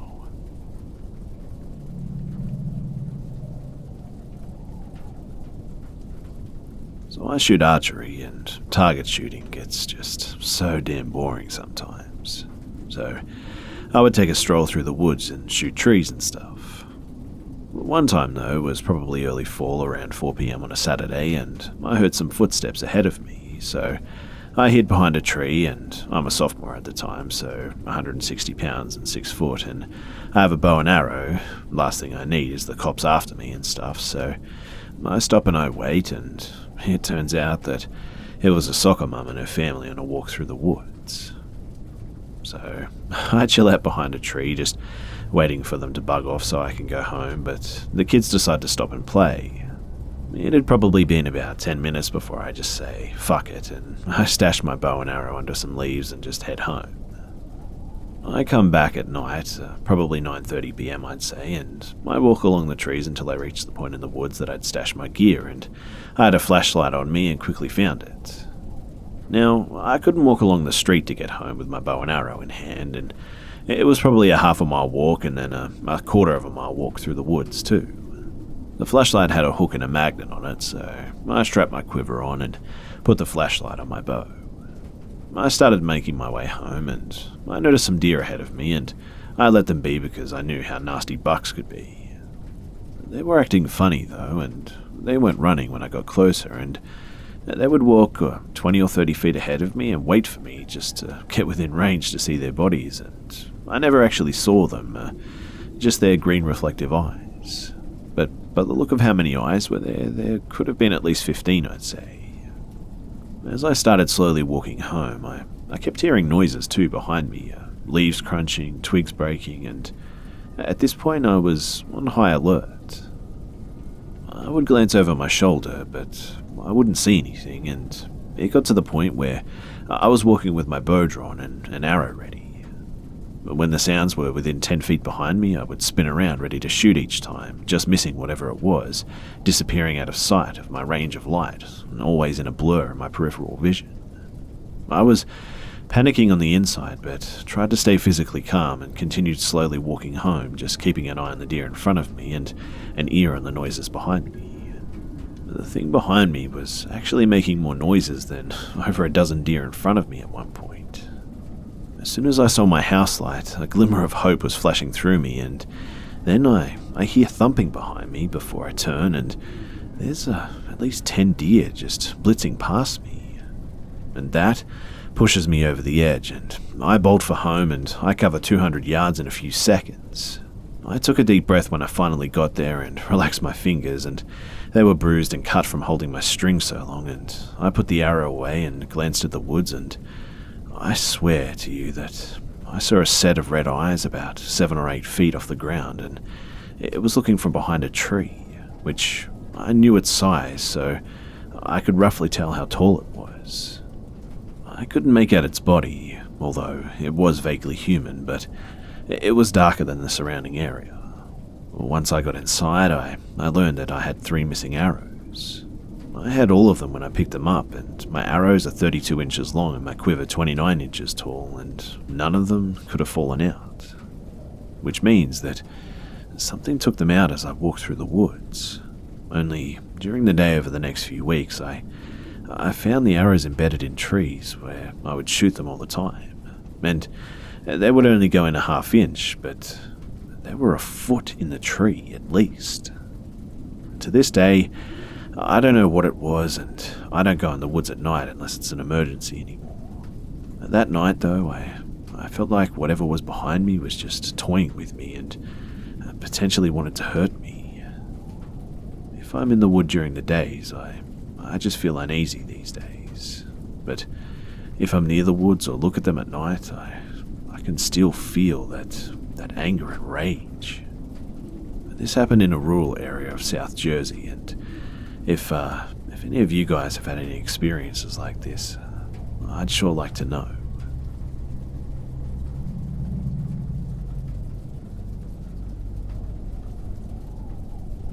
My whole life, I've always believed in the paranormal, and I'm not really sure why I did, because I was never really religious, but I always just had a gut feeling.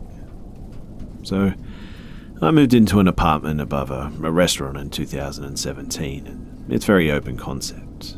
My room is on the west side, and beside it, my roommate's room, and across the apartment, an open doorway leading to the balcony in a third room.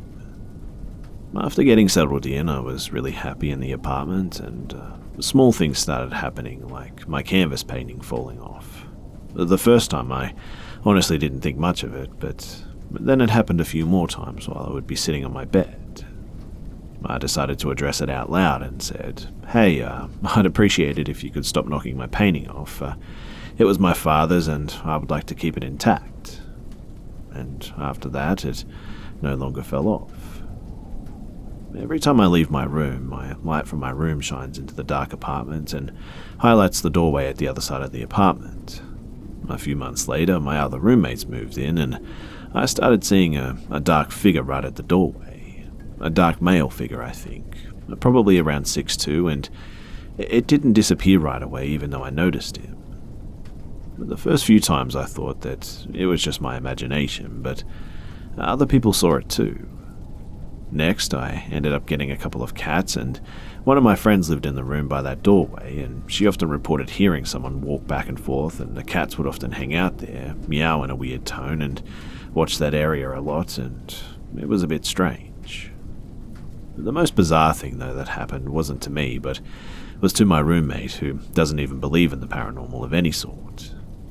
So there were a couple of plumbers working in the bathroom, and she went to go walk into her room, and there was a man, a dark figure sitting on the bed just facing her. She shrieked, and it just disappeared right before her eyes.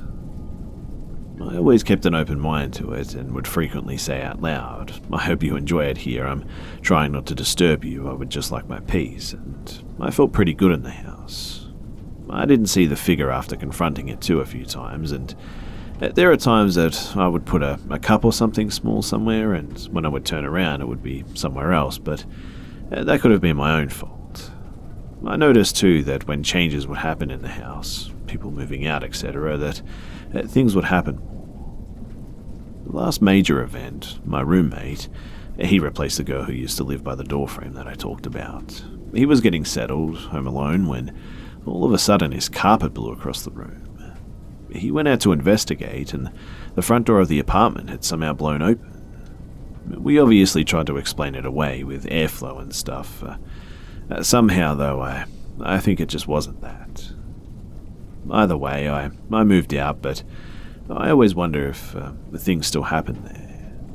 I hope you enjoyed the story, and I just wanted to get some insight on it and see what others think.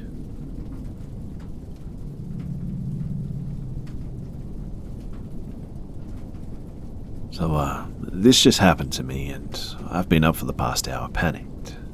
I woke up at 3:15 on the dot and checked my phone, and I stretched and yawned and laid there for about 10 minutes not feeling a hint of being scared. So right now I'm also sleeping on the pull-out in the living room with my girlfriend, and my sister is in her room, and there is an empty bedroom. Stepdad is out for the night, and bathrooms and whatnot. So I'm facing the whole apartment, if that makes sense, and when I'm laying I can see the dining room, the half kitchen, and the very small hallway where the 3 doors are to the rooms. Mind you, I'm wide awake at this point, and I'm scrolling on my phone, and I roll over to face the wall and the window. I'm not laying there for more than 5 minutes when I hear a creaking of a door, even though everyone's asleep. I brush it off thinking that it was the heat or something, and that's when I hear, clear as day, right in front of the girl's room, a voice say hello. I whip around on the bed and I see absolutely nothing. I listen really hard, which is easy to do in a dead silent apartment, and I hear my sister snoring. I know the voice was not my sister's, as it sounded nothing like her, but trying to calm myself down, I just tell myself that it was my sister just talking in her sleep again or something. So I lay back down, and this time I face the apartment again, back to the wall. I rest my head on my pillow and again begin to scroll on my phone, and that's when I hear what I would call a goblin-like voice, and that's all I can imagine as it's sounding, and something grumbled high-pitched, and it wasn't like a significant word or phrase, but it was like a jumble of words, and I instantly felt sick. It was a feeling of anxiety and dread and fear all at once. I've had paranormal experiences before where I believe that I've seen a ghost in the apartment before this one, but I would have to say that this was the most terrifying thing to ever happen to me. It was about an hour ago, and I know exactly what I heard. It almost sounded like a laugh, if that makes sense, and I don't want to sound like I'm making any of this up, but it sounded like a different language, maybe. I'm planning on going and getting sage today to go around the house and say some prayers and whatever I can do, because I'm freaked out. I did check on my sister twice just to make sure that nothing was in there, and she was okay and she was sound asleep the whole time. I woke my girlfriend up too, and we walked around the apartment just to be safe, and I'm absolutely sure of what I heard, which is what I think terrifies me the most. If someone had an idea of an explanation, then I'd love to hear it to ease my mind. Also, I'm going to try and leave my phone on recording tonight to see if I can get anything. Then tomorrow, I'm going to try and smudge the place. But wish me luck.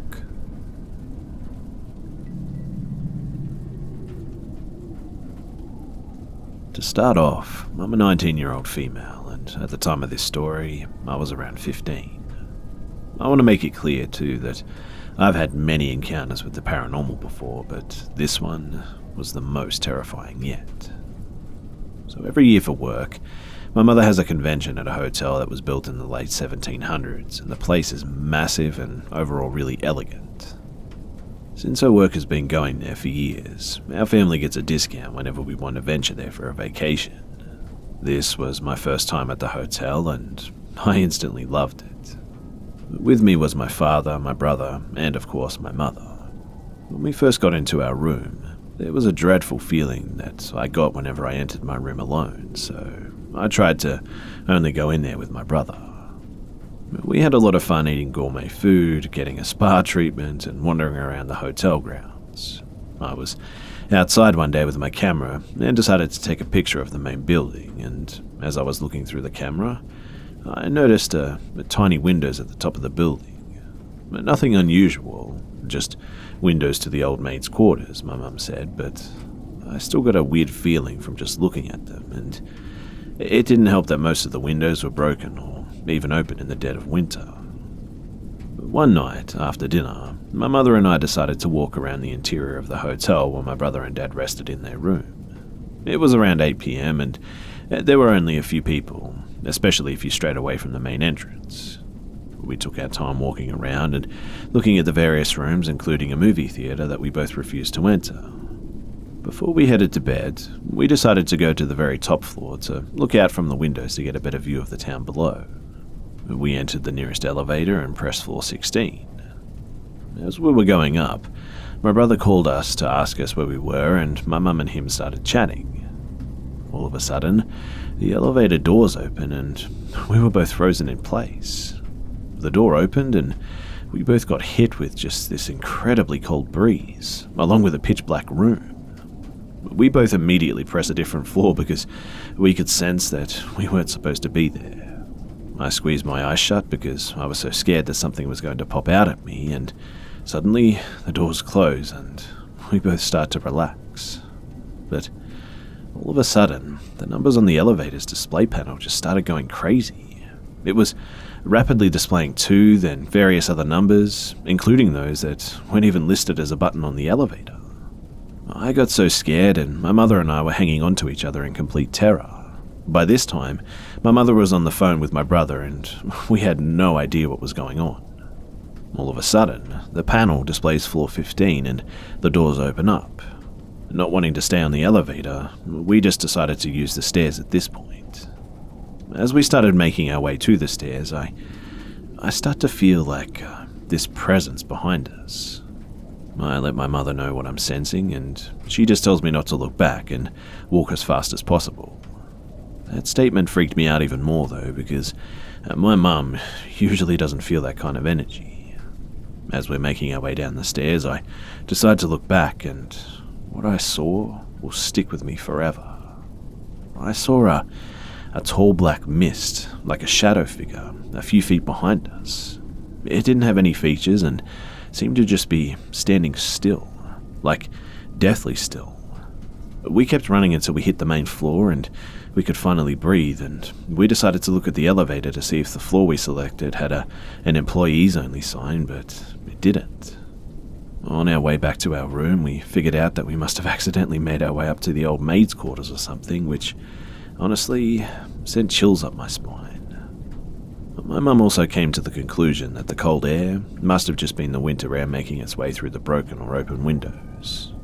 I agreed, but the cold air just felt different from the crisp winter air from outside. But I must admit that I could have just imagined that. When we got back to our room, my brother asked what happened and we told him the whole story.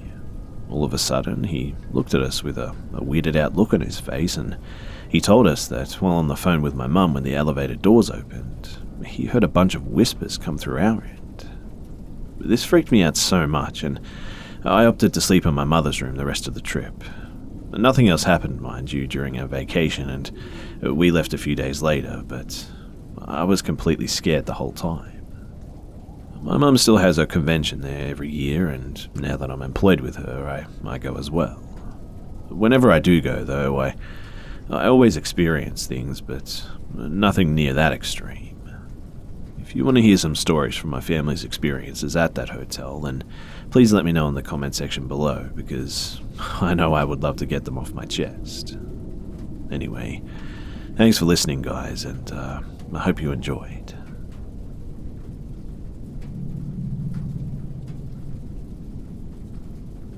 So this is my dad's story. So after he was done in Vietnam, he was soon stationed at an Air Force base in Greenland. They had really bad blizzards often there, and when they came through, the base shut down and every section of the barracks would take roll call. These blizzards were intense, and there were cables running between all the buildings that you attached your person to with a carabiner, so if there was a sudden whiteout, you didn't get lost and die. They had actually had people die literally 20 meters from shelter because they got lost in bad weather and just froze. He said that for about 5 months, every time they locked down for weather, they would hear this, horrendous screaming outside. Everyone was accounted for, so they didn't risk sending anyone out to investigate. But they all wrote it off as some sort of an animal, but every time that this was heard, the engine room would be wrecked. Tools everywhere, paperwork all over the floor, tables and toolboxes knocked over. Even one time, a several thousand-pound jet engine had been lifted from its workbench, crane thing, and just smashed almost 30 feet away. But the hangars and engine room had cameras covering every single possible entrance with spotlights that made them clear even in a whiteout. And there were no animals and no people, and no anything was ever seen entering or leaving those buildings. And then one day it just stopped. Mind you, this was not something that they just shrugged at. It cost a lot of money and threw a wrench in at least one surveillance routine, which caused a lot of brass from the DoD and the CIA to breathe fire down the base commander's neck. But this facility, beyond military function, served as a base for a lot of civilian research as well. There was a full investigation using all manner of scientists, engineers, and specialists, and they came up with no satisfactory explanation for what was happening. I don't believe in the paranormal, and nor did my father, but this is the only spooky type story that he has from 22 years in the service. But no one knows what happened, and it was really strange in every way. Hundreds of people wrote reports and documented it too, and it wasn't just some a grease monkey scratching their heads and randomly guessing, if you catch my drift. That said, I spoke to my mum too, and she told me a couple of things that I missed. So, after one of these occasions, the U2 in the shop had all its electronics turned on, and many of the systems in this plane were specially built for this airframe and this particular crew's mission. These systems were complex and really archaic, and Very few people knew how to operate this machinery, and the only ones on the base that could were 2 engineers and its crew. It wasn't a simple matter of hitting power buttons and just flipping switches from off to on or anything. Another time, 3 barrels of hydraulic fluid just vanished and they were never found. They doubted the screaming noise was wind because it apparently came in short, irregular bursts, and winds never produced those sounds again. They theorized it was a polar bear, but if it was, its coincidental timing was extremely uncanny. Also, Control picked up a bunch of weird interference and anomalous readings that, again, had the uncanny timing of happening only when this was going on. But they were never able to reproduce those errors in a controlled manner, too. The whole situation was really creepy and really bizarre, but I'm not convinced it was supernatural and that the answer simply isn't wind. To this day, though, no one knows exactly what happened there, and I guess we may never know. Anyway, thanks for listening, guys.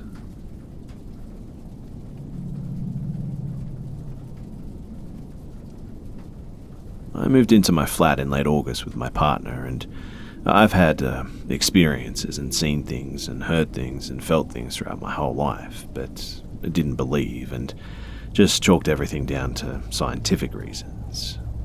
This apartment block has 6 lots in it, and 2 occupied on the bottom floor and mine on the top floor. I'm not sure the order that these happened in because they occurred over a month timeline, but this is what happened. So, the first thing that happened was my partner was in the bath and I was lying on the bed in the spare room, nice view mind you, and I heard her shout my name. It was a loud call and it was questioning as if she had heard a knock or something and was calling my name, asking if I was outside the door. I walked to the door and asked what she wanted, and she played dumb. She said, "I haven't shouted to you. No, I don't need anything." While I was stood on the outside of the bathroom door too, the door handle started moving up and down, and it was as if she was testing the door to make sure it was still locked or something.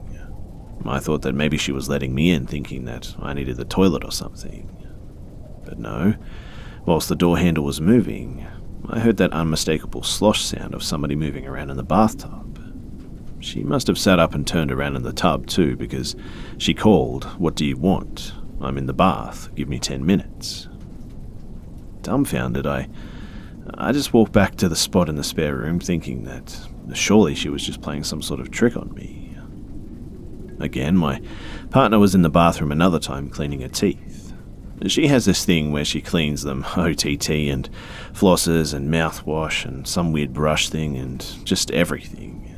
I do the generic 2 minutes and mouthwash rinse and then I'm out. And I left the bathroom and thought, I know, I'll hide in the dark living room so she'll come to bed and not see me and check the living room where I'll jump out and make her jump. I heard the bathroom door unlock, open and close, and saw a shadow on the wall move down the hallway around the corner and continue down the hallway wall. The hallway has no windows, no doors were open, and the only light source is the light bulb, and there were no bugs that cast a shadow or anything, and I saw a woman's shadow with, in my mind, a beak-like face. I jumped out, ready to scare my partner, and there was no one there. On a third occasion, while sleeping, I've been woken up by my partner moaning during a nightmare too. The 2 that stood out to me was that she was awake in a dream, and there were lights swirling around the room making face-like shapes, and she felt that they were a threatening presence.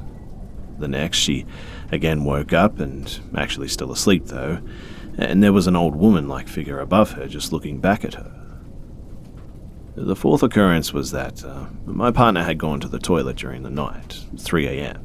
When she came back, she found me sitting up in bed, fast asleep still, and I turned to her and apparently said, "The spirits are here with us tonight."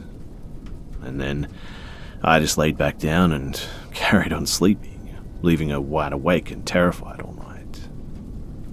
The 5th time, I was in bed and it must have been 2 or 3 a.m. I think, and I rolled over and put my arm around my partner and cuddled in closer.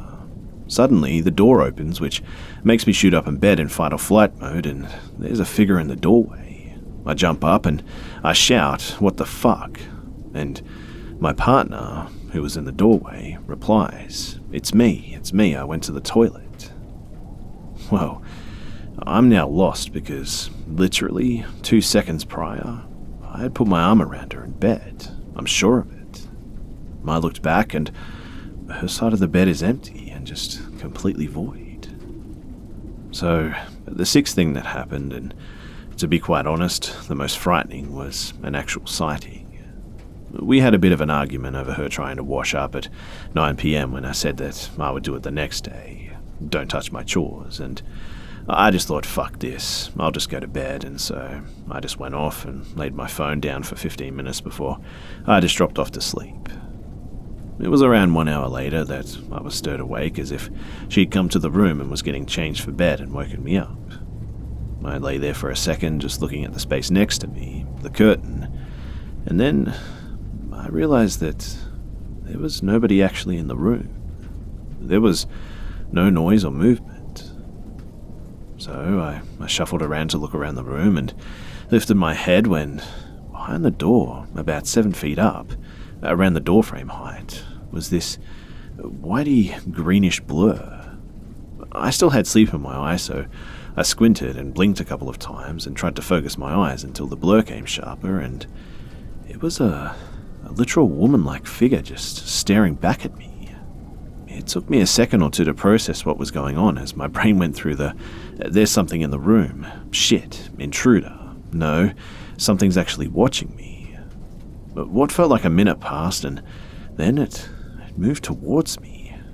It blended into what I can only describe as a sunlight glare hitting your windshield whilst driving, and as this beam was at the edge of the bed, it just dissipated into nothingness. As this happened, the door swung open too, and my partner was on the other side, and it brought me back into the room, and holy shit, I've never been so scared in my life. I screamed, like literally screamed, and I was actually shaking a bit. I was pointing at the corner, shouting about something is there, something, an old woman, she was there. Of course, it had gone at this point, but with nightmares and even sleep paralysis, the experiences leave you, and you get that it was a dream, and you just kind of go on. But this was different, and I'm now genuinely frightened when I'm in the flat alone. I have to have the lights on in certain rooms, and I'm constantly checking over my shoulder or in every reflection in case something is there again. I can't be in the bedroom alone without a light on too, and I can't sleep without my head firmly under the covers, or at least the covers pulled up enough so that I can't see that area of the room. I'm a 26-year-old bodybuilding part-time boxer that isn't scared of much, and I can't really explain this. After this sighting, though, I've tried to shield myself from anything further, but the Saturday before Halloween, I threw a party. One of my friends crashed the night, and in the morning I got a WhatsApp message from him saying, "Stop knocking on the wall, my head is right there, I'm trying to sleep." Mind you, I wasn't knocking, and in fact there's a cupboard against the wall where he was, so it would have been supremely awkward for me to knock that wall anyway.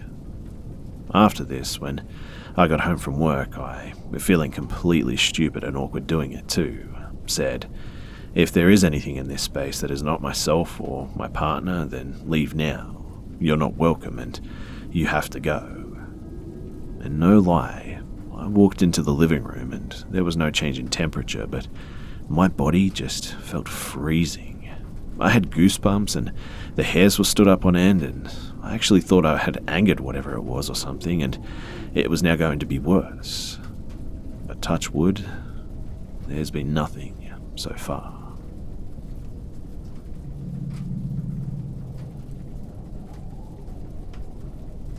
I'm a long-time lurker, hoping that I would never have a story to share, but unfortunately, 2 weeks ago, it started.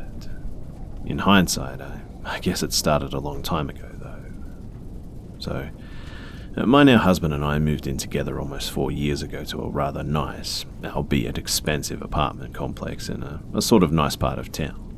We're on the 3rd floor with a large balcony that looks out into the courtyard in which other apartments in the complex are located. Basically, you can see the other balconies and living rooms of the other tenants and the open stairwells too. So, a year went by without a hitch, and my husband works at a bar, so he comes home late while I usually make it home around 5. It's easy to get to any apartment doorway as the complex is large and open with no security doors except the door to the apartment. So, this all started in August of 2016. I would be home after work just chilling and watching TV, and almost always around 9:30 I could hear someone come up the stairs. Things would be quiet, and all of a sudden there were loud sharp knocks on my door.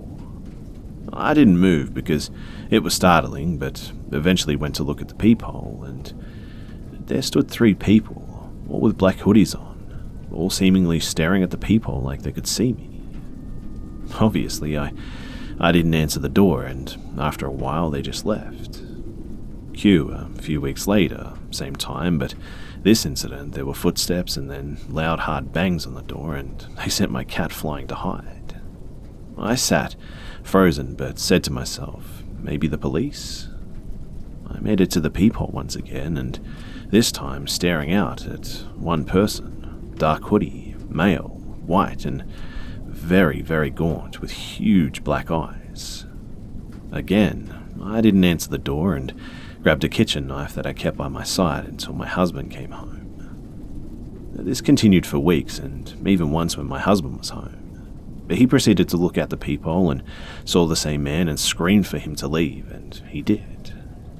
We called maintenance and the police, who both stated that they would do regular patrols but nothing else, and suggested cameras, and that was it. Everything stopped for a while, maybe 6 months during the winter, which helped me be at ease because when all of this was happening I was having a very hard time sleeping and stopped going out at night too. However, I assumed the same man started up again, except this time the same large bangs on the door would happen, but when I would look out the peephole, no one was there. I then became horrified as I started to notice extinguished cigarette butts by the side of my door, like someone was standing and just waiting there. Again, I reported it and security stepped up in the area, but I still didn't feel safe. I was hoping that it would just stop as I felt tortured in my own home, but as I realized 2 weeks ago, things could be much worse. At night to go to bed, I would have to cross our eating area, which was right in front of our giant glass sliding door that led out to our balcony. It was late at night, lights off in the apartment, and as I walk by, I glance over and across the courtyard, and I see the man standing on the landing of the stairs across the way from the 2nd to 3rd floor, just staring right at my balcony. Just standing there, unmoved, facing in the direction of me. The same man at my door. I went numb, heart racing, chilled to the bone, and I know that he couldn't have seen me because the lights were off and the stairway had lights of its own, but I was still scared shitless. I obviously called my husband, who rushed over, but the man had left. More reports to the front office were made, and more promised security patrols were made too.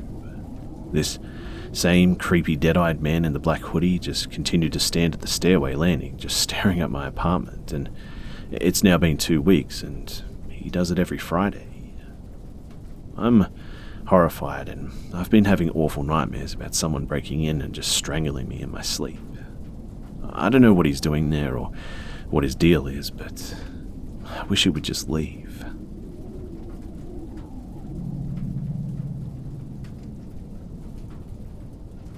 So I work in a McDonald's in the UK, and the area my Macca's is in isn't the best. There's a lot of druggies, alcoholics, and just overall idiots who cause trouble. I'm usually pretty good at fending for myself and shaking things off, but this encounter really freaked me out. So, it was a couple of weeks ago, and I was working on the drive-thru window where you collect your food.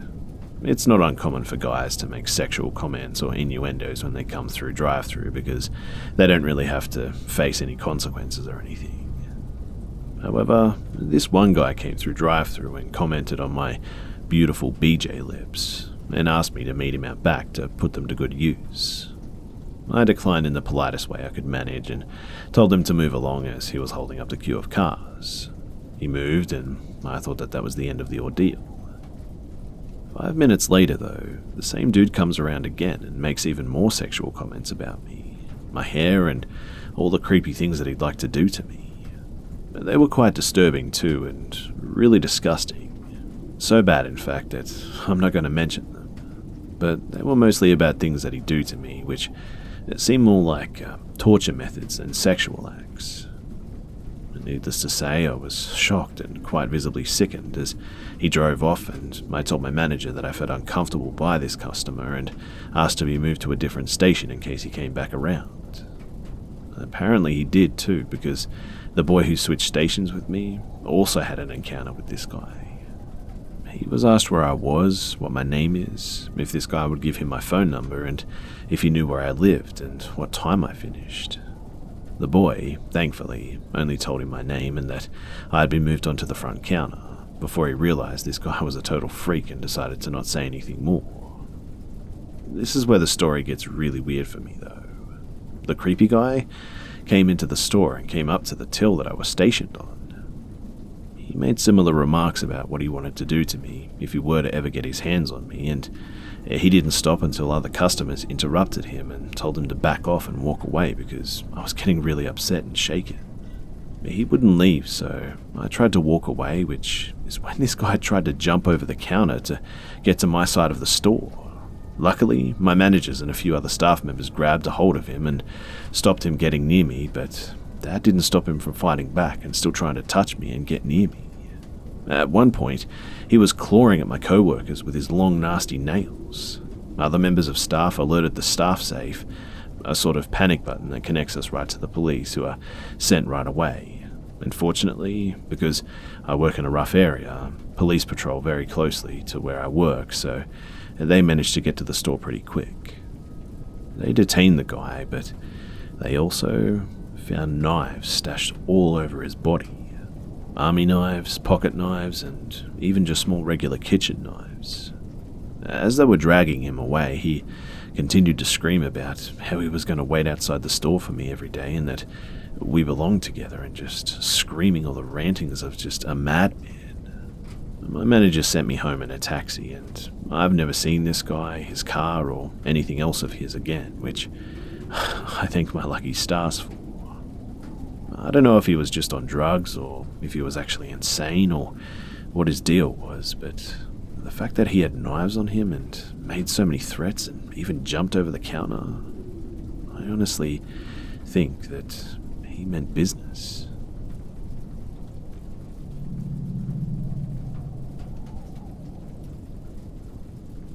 In early 2007, I was freshly 18 and newly married, living in Fort Polk, Louisiana, while my husband was training at Fort Benning. I was born and raised in Alaska, so living in continental US was a vastly new experience for me. My husband had a weekend off, though he wasn't allowed to leave the base, so we bought a Greyhound bus ticket for me to visit him and meet the soldiers that he became friends with. I had never been on a Greyhound bus before, but I was excited to drive through the South and see new places and have my own little adventure. Sure, there were some creeps that bothered me on the bus and at the stations, but I still had interesting conversations and met new people and just generally enjoyed the experience. Regardless of the time, each station we stopped at was open and offered food too, and outlets for charging and bathrooms and whatnot. So, when we arrived in Columbus, Georgia at about 2 a.m., I expected the station to be open, but it wasn't. Everyone else who ended their journey there had a ride waiting for them, and suddenly I was completely alone outside a locked building in the middle of downtown Columbus, fully dark and terrified. I didn't know what to do, and my phone was nearly dead from the last long leg of the travel, and I thought about walking to a gas station, but I had no idea which direction to go, and I couldn't see any nearby lit buildings. I truly expected the station to be open, and thinking that I would just stay there for a bit while my phone charged and I had something to eat and could have access to a phone to book a so-called cab or something. But All I had was an old sign hanging on the side of the building with incomplete phone numbers for taxi companies. The numbers had faded, been scraped off and defaced, and there was only one complete phone number, and it was handwritten in a Sharpie at the top of the list. Better than nothing, right? Wrong. I called the number and a guy answered, casual and sleepy, asking who I was, and I apologized, explaining that I was trying to call a cab, and when the guy perked up immediately and said, "Oh yeah, that's me, I'm on my way." My phone died 10 minutes after I'd made the call, and it was another 15 minutes before the guy showed up in a traditional-looking yellow taxi. I noticed the cab wasn't marked, no logo, number, rates, or anything, but it had that taxi light thing on the top, and in my young naive mind, it seemed totally legit. He waved me over, and I got in and asked him to take me to Fort Benning, finally feeling some relief. The doors auto-locked, and I'll never forget the first thing that he said to me. He was silent until we got on the main road and said, "Did you really think it was a good idea to call a number written in a Sharpie?" I froze, and in retrospect, no, it wasn't the best idea I've ever had. But I had so few options and didn't want to be stranded in a huge foreign city in the middle of the night. I don't know what else I could have done, really. After a minute, I tried to laugh it off and just hoped that he hadn't noticed that I was shaking. I reached for my phone before remembering that it was dead and realized that if something happened to me, no one would know if I'd even made it to Georgia. Staring at me in the rearview mirror, the driver told me what was going to happen. "Hey, so there's no use in getting to Benning this early. The post hotel isn't even open. Drive around with me for a while and hang out, and I won't even charge you." I told him no thanks. I really needed to get to Fort Benning right away. He said no, though, and that was that. We drove to a worn-down apartment complex where he told me that he was picking up a regular to keep me company. I didn't really reply. I mean, what could I have even said? But at the time, although I wasn't raised religious, I was praying to God for some kind of miracle. And out came a woman who looked like a bit like a cliché prostitute. Tube top, miniskirt, smudged mascara, and unlit cigarette hanging from her lips. Short but ratty bleached hair too, pockmarked face, a cheap purse, and I have no idea who or what she truly was, but she got into the front passenger seat and lit her cigarette. She turned to look at me and said, "Don't worry, he's cool. We're all cool." And that helped, right? I had never considered jumping from a moving vehicle before until now, but even if I wanted to, the back doors were child safety locked and I couldn't open them. Trust me, I tried. I was trapped like a caged animal, just waiting to die. I honestly felt just so stupid and so foolish at the time, sitting in the back seat of the cab with no idea what to do and no idea what was going to happen to me. I kept trying to rationalize it, downplaying the situation in my mind. I was too afraid and frozen to actually do anything and come to grips with the reality. As we were driving around, the girl was telling me about the driver, how he was ex-military and had started this cab business, what a down-to-earth fun guy he was, and how lucky I was to be picked up by him, how I was cute and young and everything was cool. Her words were a bit slurred though, and I knew that she was either drunk or high or something, and I really didn't want to know, to be honest. We pulled up outside a small blue house sometime later, about an hour before the break of dawn, and the driver told the girl to keep an eye on me while he went inside. I'm in full-blown panic mode at this point, the suspense of it all making it so much worse, so the girl offered me a cigarette to calm my nerves. I wasn't a smoker, but I said yes. She got out of the cab and opened my door, stumbling a bit before sitting on the curb and lighting another cigarette. She lit mine as I sat next to her, and I started thinking about whether or not I could outrun her with my heavy backpack and how long the driver would be inside for. Without me asking, the girl told me the driver was inside showering in preparation. I asked what he would be showering and preparing for, but she just kept repeating how he was cool, how much fun we were going to have, and how cute I was. Then she said ranger cab, because he was like a ranger or something, or maybe that was his dad. He's a good-looking guy, military muscles, and on about all this stuff. Thankfully, God finally answered my prayer when the girl just slumped over and passed out in the grass. I saw the track marks on her arms and guessed that it was heroin or something. And apparently the driver was inside taking a shower and wasn't about to come back in the next few moments. So I grabbed my backpack and I ran like hell. I don't remember exactly what happened after I started running.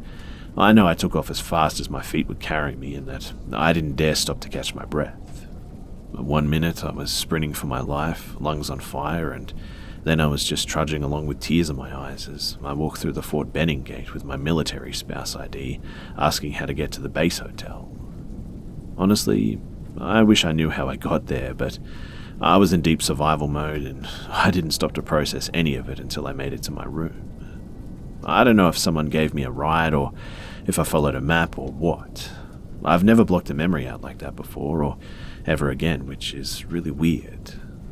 I told my husband everything when I finally saw him too, and he didn't believe me at first. I mean, I probably wouldn't have believed me either.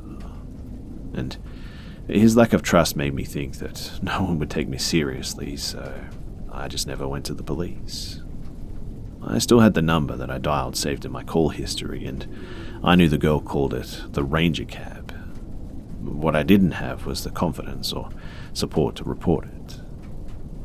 Sometimes I think back to that day and wonder what would have happened if that girl didn't let me just get out of the cab like she did, if she hadn't have passed out on the ground, and if the driver just never stopped for a shower. But it's one mystery that I'll happily not ever get the answer to.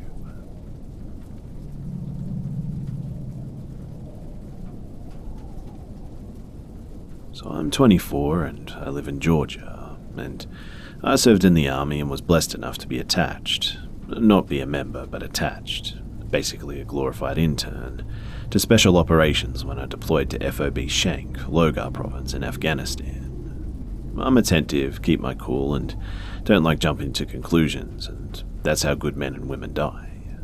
I can't explain what happened, and I've talked to some friends of mine who are avid hikers, and we've had some good guesses, but nothing solid. And so, here's what happened. So me and a friend went to hike Blood Mountain here in GA. It's a short hike with a great payoff. We go in the afternoon and get there around 2:30 PM and stayed at the top of the hill till around 5:40ish to watch the sunset. Well, Jackass doesn't watch where he's going and gets a minor sprain in his ankle, and now we're left descending at night. No problem though, I've hiked at night before by myself, and honestly, it's great if you've ever done it. I recommend bringing a gun if you do though, as I always carry except for this one hike. I forgot it at home at this time. So, we're talking and laughing, and we get halfway down the mountain where there are these series of stone steps. I help him down, and all of a sudden the hairs on the back of my neck just shoot up, and I feel like I'm being watched. Just a super tense feeling. The best I can compare it to is when you're downrange and you're on patrol and you get this tense feeling before shit hits the fan. I don't say anything and I just keep walking and talking, but the feeling just lingers, and I hear out for footsteps, and I can hear our footsteps and something else following us. When we stop, it stops, and when we walk, it walks. I just look around and pick up some rocks, just in case. Well, we continue and notice something. It's completely dead silent. No animals, no owls, and not even an insect. Obviously, it's fall and almost winter here, and there's lower activity, but still, there is always something moving out there. I even start chucking rocks around to startle something and see if I can scare some sort of critter and then whatever is following us too. Well, nothing moves or makes a sound, and honestly, that silence is one of the creepiest things to experience. We keep moving forward, and when we get to the beginning of the trail, this primal fear kicks in, and I just want to run like hell, but I try to keep my cool. In my mind, I'm trying to calm myself down, but my body is just rushing with adrenaline.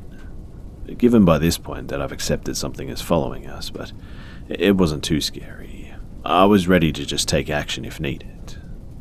Well, we make it out, and on the way back home, my friend basically tells me that he's experienced the same things that I did and asks me what it was. He doesn't hike a lot and honestly really isn't much of an outdoorsman. I told him honestly that I don't know. In Georgia, we don't really have stalk predators like mountain lions or wolves or anything. I mean, the biggest thing that we have are black bears, and you can hear them coming from a mile away. But whatever it was scary enough to scare all other wildlife in the area too, and I've never heard something like this happen before. But when I talked to my other friends, this is what we concluded. 1, it's extremely rare, but mountain lions have been spotted here recently.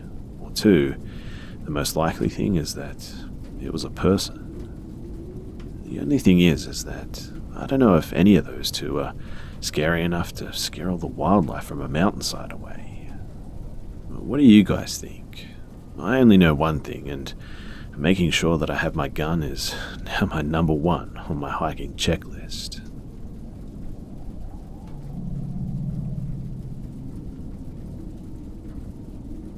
This happened in April of this year, 2018. I live in a major city in Texas, and my apartment complex is gated and in a good neighborhood, but the security isn't really tight, if that's the right word. Sometimes the gates are just left open, and anyone could really piggyback off of someone else entering with the access code.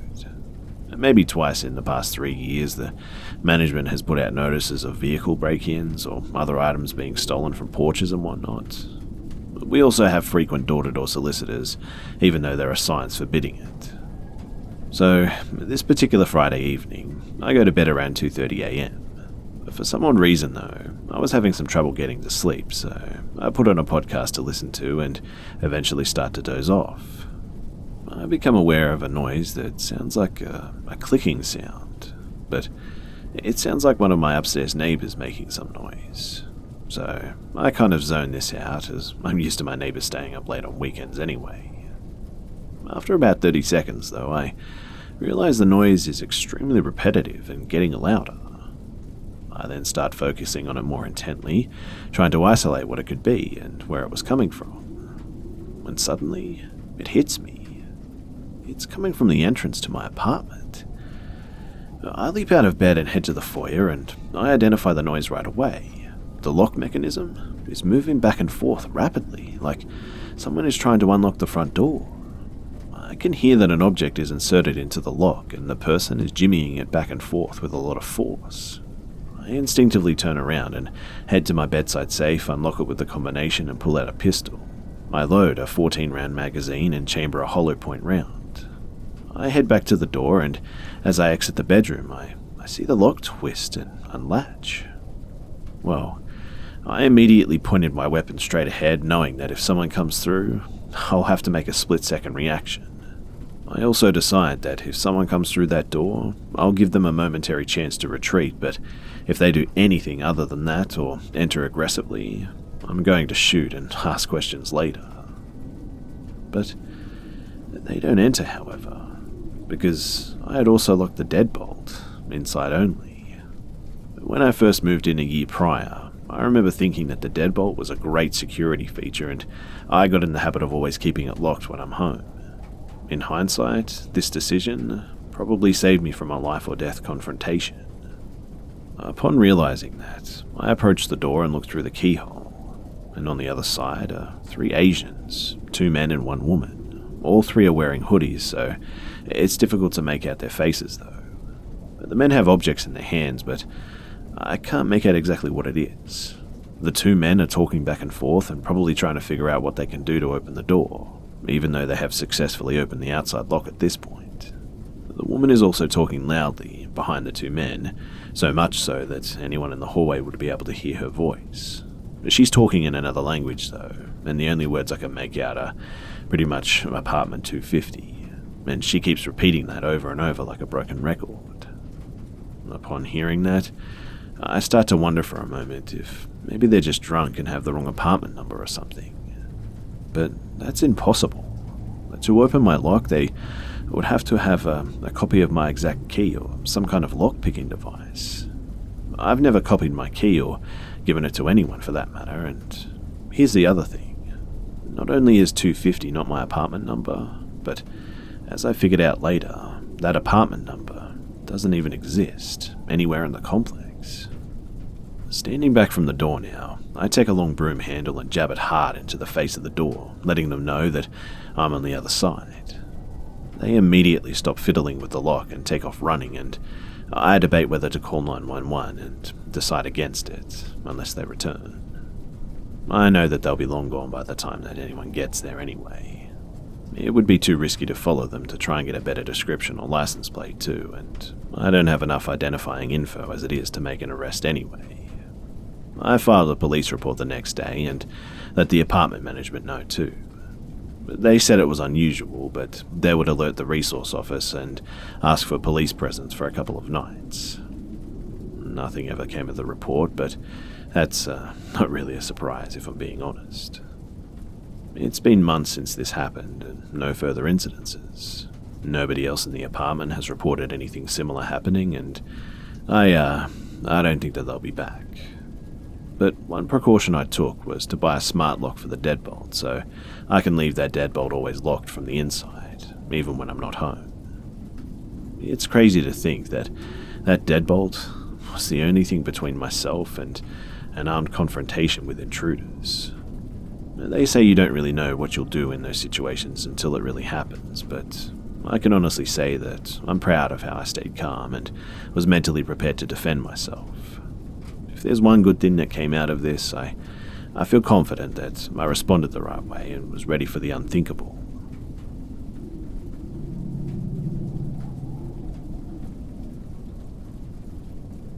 So this happened when I was 18. I'm small, 5'1", 100 pounds, long brown hair, and I think I used to believe that I was invincible, like little dog syndrome or something, but that's changed now. It was a really hot summer day, and as usual, we decided to float down the river and have some drinks and laughs. This happened in Alberta on a big river. You always bump into many other people floating or kayaking on nice hot days there too.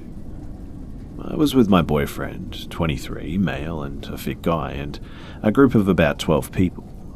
We connect all of our different tubes together with a string and play music off of a phone and just enjoy the ride. The float can be about 4 hours to 8 hours, depending on the level of water and the flow of the river. We probably floated for about 3 to 4 hours when a few people became really drunk and some started drama. We'd had enough and decided that we would just hop off and swim to the nearest side with the road and just walk back. People hop off and ditch all the time, but they also have phones to call for a ride and whatnot. We got to the road and we had no phones and no clothes, just bathing suits, pink bikinis, and just bathing suits, pink bikini and his board shorts, and we didn't have shoes and it was hot as hell out. We started walking anyway, and the road was so hot that I felt like my feet were cooking. My boyfriend seemed fine, or just didn't complain like I did. After probably 10 minutes of moaning, my boyfriend agreed that we should try hitching a ride to town, or get a little closer at least. He was from there and figured that we might just catch someone that he knows. Not too many cars were out, and finally a truck pulled over. We walked up, and it was two men, probably in their early 30s, and they looked fairly normal. Maybe a little disheveled and dirty, like they'd partied hard all weekend, but apart from that, just regular guys. The first thing that struck me as odd was they barely spoke to us and obviously stared at me like creep level. We didn't really worry though, and just wanted to get back to civilization and relax.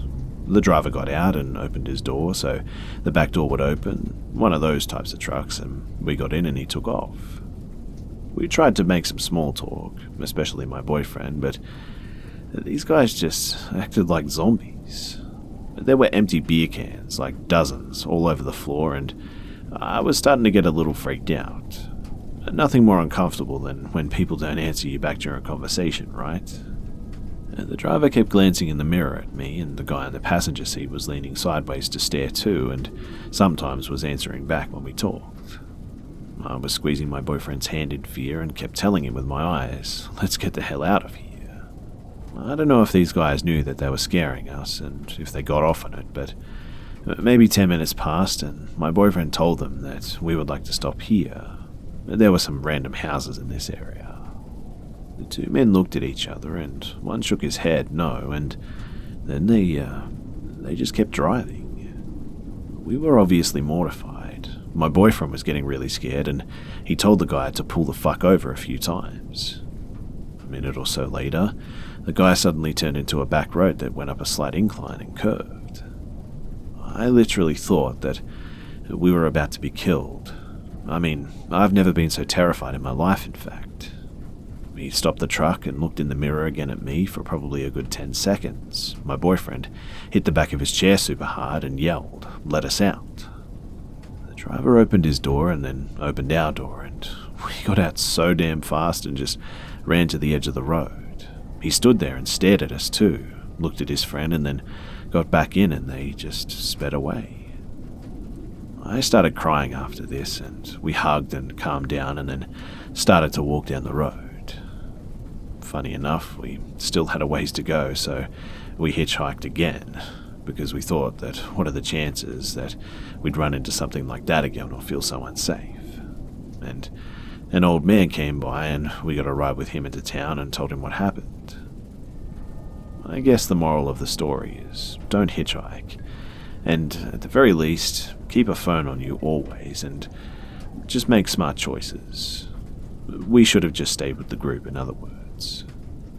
To this day, I'm not sure if those guys were just trying to weird us out or if there was something more sinister going on, but whatever the case, we were stupid and we should have been more careful.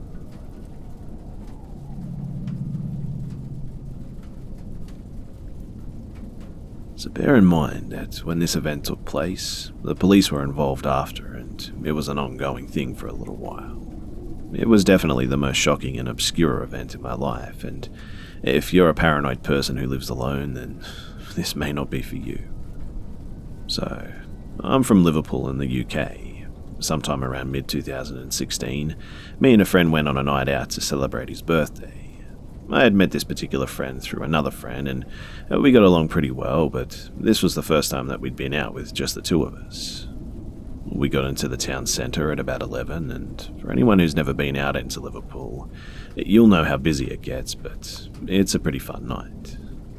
We met with two girls who had been arranged to meet, but after spending maybe an hour with them, we sort of separated, and I thought that was that. About 4 in the morning, we decided to call it a night, and we headed to a taxi rank. As we neared the rank, the girls that we had met up with earlier, they were waiting too, and so we just started talking again. We agreed to go back to my friends for some drinks and to just hang out a little longer too. The only strange or off thing about this was that there was this guy with the two girls, and he seemed friendly, albeit a little bit off, but he wasn't saying much and he was just sort of tagging along. But against our better judgment, we agreed to let the guy tag along to our friend's flat. We were pretty drunk and we just didn't really plan ahead. We got in the taxi and after about a 10-minute journey, we arrived at my friend's flat. My friend lived in a flat or house share sort of thing, like a big old Victorian house with a shared kitchen and all that. We carried on drinking and hit it off with the girls, and they were fun and easy to hang out with. All the while, the guy that they were with just sat in silence with a drink occasionally laughing at something that had been said. Even when we tried to include him in the discussions too, he would just give a one-word answer and act uninterested, but he wasn't doing any harm and he wasn't really bothering anyone, so we didn't think too much of it. It was nearing about 6 in the morning and the girls had decided to sleep on my friend's couch, and I was going to take a taxi home as I was starting to sober up and really didn't feel like waking up on a couch still dressed from the night before. So I called a taxi and left. A pretty normal night, right? Well, here's the fucked up part. About 4 hours later, my friend calls me in a panic saying that someone had broken into the flat, beat the two girls up severely, and smeared blood all over the doors in the kitchen units. As I was just waking up, I didn't really know what to do, so I told him to call the police and an ambulance to take the girls to hospital. As he was on the phone, I heard one of the girls shouting in the background, well, more screaming actually. The phone line went off and I couldn't get a reply or answer till about another hour and a half, by which time I'd pretty much just fallen back to sleep, still drunk, mind you. As it turns out though, the guy who had come back to the house with us, he was the one who had done this. He had pretended to let himself out to go home and hid in the house till everyone was asleep, and for whatever reason he beat the two girls up and broke a kitchen window, and doing this he must have cut himself and just wiped blood everywhere. One of the other flatmates had woken up as my friend was on the phone to me too, and the guy was in her room looking through the wardrobes, also the place where he'd hidden for a while. He had shit on the floor and took a piss, and there was shit smeared on the hallway banister also. But he must have got out somehow when he heard people coming to the room, and I'm not sure how, as I wasn't really there. The police were notified, obviously, and the girls were taken to A&E. I thought that would be it too, but the next day my friend called me and we were pretty much still shocked about it, but we were just talking it out and discussing why or who the guy could have been. I got a text maybe an hour or so after telling me, and apparently the guy was back and he was standing in the garden and he was throwing little pebbles at the window and then running away. The girls who lived in the flat, they went to stay at a friend's house, but my friend, who had a lot of valuables in the house, wouldn't leave, so me and another friend went to keep him company.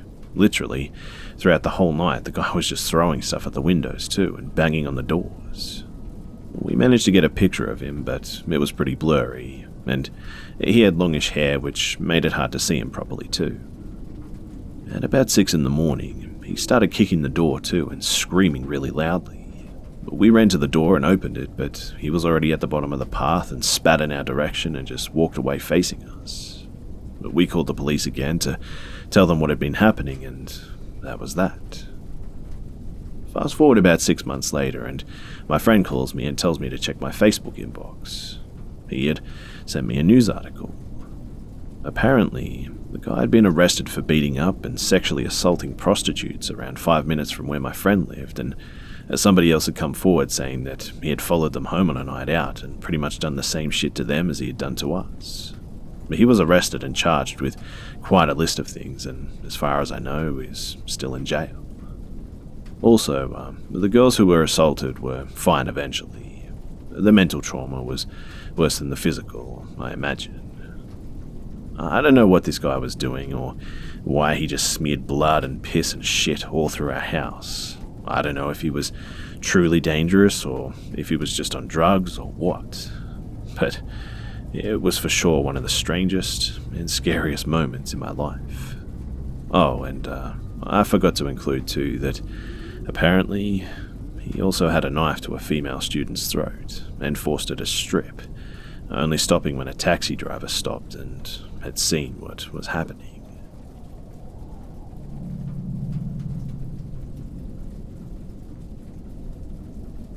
During my freshman year of college in New Hampshire, a girl in my dorm hall accidentally caused a small dorm room fire by leaving popcorn too long at like 3 a.m. or something. But we all had to evacuate and the fire trucks came and the RAs made a pretty big stink about it. The girl who lit the fire was the subject of many yik-yak jokes, and I felt bad for her because she really wasn't attractive and she looked pathetically lonely, and plus causing microwave fires seemed like a pretty innocent mistake for such harsh comments. A couple of days after the incident, I saw her in the resident hall and made casual small talk by asking her how things were poppin' and kind of just checking up on her because I felt bad. She laughed, and that was kind of it. A conversation of about 2 minutes max. Fast forward to a week later, and I hear a knock at my dorm room door, and the same girl, who I'm now going to refer to as Popcorn, comes literally running into my room with no hesitation. I didn't even really tell her my room number, and at the time I just figured that she just saw me go in there once, because she didn't even know my name at this point. It takes me a second to realize that She's in full-blown tears. And so, there's now a stranger on my bed in tears, and I'm just like, So, I counsel her like the bleeding heart I am and ask what's wrong. She tells me that the black dining hall cook just sexually assaulted her and the college wouldn't fire him, and she was suffering emotionally because of it. Being a victim of assault myself, I really sympathized with her situation and gave her my phone number in case she needed help walking to the dining hall with a safety net or whatnot. I don't take sexual assault lightly. The night after our conversation in my room, I got a call from her to walk her to the dining hall because the black cook that assaulted her was working that day. I walked her down to get food, and she just lit up like a glow stick, and a whole new person emerged. It didn't matter that her assaultant was in the room. She was talking my ear off about Pretty Little Liars, One Direction, and just a lot of things I really didn't care about, but then again, she had no one to talk to, and the situation was complicated. So I just listened and nodded my head. Over the course of about 2 weeks, give or take, I had walked her down to the dining hall about maybe 4 or 5 times, I'd say. She may have been a victim of assault, but she was also a very annoying and unappealing person. I mean, for shit's sake, she actually talked about herself in third person. Her story about the assault became inconsistent, and there was always new major developments about what happened, and that the story was changed to something much more drastic and severe. It went from assault to full-on gang rape as her story developed. Then, one day, she made a really racist comment, and it made me immediately uncomfortable and unsettled. After this, I didn't want to walk her down or interact with her anymore either. The week of Thanksgiving reprieve, I went back home to visit my family while Popcorn stayed on campus. During that week, I had 60 missed phone calls from Popcorn. But one day specifically, I even had 20 plus calls in the span of a couple of hours. No normal person would do that, and red flags definitely were raising if they hadn't been already. When I got back to campus, there was a knock on my door, and sure enough, it was Popcorn crying again. She tells me that because I wasn't on campus to protect her, she was raped by a Muslim guy while walking to Panera Bread, and the Filipino RA groped and slapped her boobs. If the red flags weren't being raised, then this was full-on sirens. I'm no rape apologist by any means, but the rape-to-ratio rate was exceptionally high with this one, especially since these 3 assaults happened within a month's time frame, all by people of color seemingly at random. She was making these stories up to elicit some sick form of sympathy, and as an actual victim of assault, I was beyond offended. I told her that I had to leave for class and ran the fuck off to my friend to ask for advice. It got really crazy really fast too, and I warned the RA officers about her, and they told me that they would talk to her. During class, I was up to 100 missed phone calls too, and a series of individual messages that just said hi. And at this point, I was done with this shit. I wanted nothing to do with her anymore, and I blocked her number and just went back to my dorm. That week after classes, I just went straight to my dorm too, and I didn't want to see her, but one day I had to go to the bathroom, so I walked to the stall to do my business. I'm just casually in there peeing with my pants around my ankles when Popcorn literally fucking crawls on the bathroom floor and dips her head underneath the stall door and says, "Ha, I knew you would eventually come out." I'm freaked the fuck out, obviously, and am in near tears at this point. I tell her that I'm obviously wicked busy and I don't have time for her, and that I was upset for invading my privacy. It took a lot of courage to do that because I struggled deeply with confrontation. She tells me all about how she's thinking of dying because her mum died when she was young. Some manipulative shit that I was just not in the mood for. So I leave her in the bathroom and go to my room and lock the door. I watched some YouTube and took a nap when I was rudely awakened by not knocking but pounding on my door. I didn't answer, obviously, but the pounding just continued and got louder until, as she said, "Open this door or I'm going to kill you." and she just waited and waited outside my dorm, singing songs in the door cracks for an hour. I was so scared, I just cried and called my dad to pick me up from school. I didn't have many friends that lived on campus since it was a small college and a lot of people commuted, and this whole situation just made me feel really isolated. My mental health was deteriorating rapidly, and the RAs had been informed of the threats made at my door by other students observing what happened, and she was given a warning, but that was it. But one night, I had my boyfriend, who lived 3 hours away at the time, come to spend the night at the college with me. But we had been watching a movie and were now napping on my bed when we all hear the door open. Like an idiot, I had completely spaced out and just forgot to lock the door. And Popcorn comes running in and jumped on top of us and says in a baby voice, "Popcorn wants cuddles." I was beyond creeped out and basically screamed, "What the fuck?" My boyfriend, being the non-nonsense confrontational person that he is, told her to just get the absolute fuck out of my room. She told him that she would, and I quote, "just go and die like her mother did when she was 3 and inject cancer into herself." My boyfriend actually smiled and said good, and then just pushed her out of the room and slammed the door, giving 0 fucks. I swear that he almost slammed her finger shut, in fact, and I love him for that. We reported her to the campus police in the morning, and still, nothing major came of it. That was until there was another popcorn fire in her dorm not too far after, and she got kicked out. And I wish that that's where the story ends with her, but unfortunately not. So after she left the dorms, my resident life became a lot easier. I made a lot of new normal friends, and I was feeling a lot less anxious. One day, a girl in one of my classes invited me to go to the mall with her to go out to get her nails done. Now, this nail salon had clear glass, so you could see the rest of the outside mall when you were getting your nails done. I'm all relaxed when, all of a sudden, I see Popcorn's fucking face pressed up against the glass of the nail salon, and she's with a morbidly obese neckbeard. I'm getting my nails done, and she's just literally staring at me through the window for a good 10 minutes with this guy. To say that I was unnerved was an understatement. I told my friend what was going on, and we booked it out of there, and they tried hard to follow. In retrospect, that's when I should have called the real police. But after the mall, I had a bunch of random friend requests from profiles with a small Yorkie dog as the profile pic and several message requests. I opened them, and they were from Popcorn, asking me to be her bridesmaid at a Pizza Hut wedding that her and her fiancé were having in 2 years. I mean, you can't even make this shit up, right? There was another message about how she was so upset that I didn't acknowledge her at the mall, and she had waited so long to introduce me to her doting fiancé, and she was so upset with me that she wanted to wring my neck. Of course, I blocked all those profiles, and things went pretty silent. I've been living with my boyfriend and going to school in Rhode Island for 2 years currently, and I'm loving school and I have an excellent group of friends.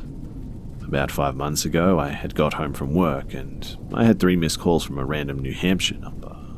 Thinking it was one of my family members, I called back and nope, it was Popcorn on the other end, and I just immediately hung up. There was also a voicemail left that was just a person breathing into the phone and telling me that I was expected at the wedding.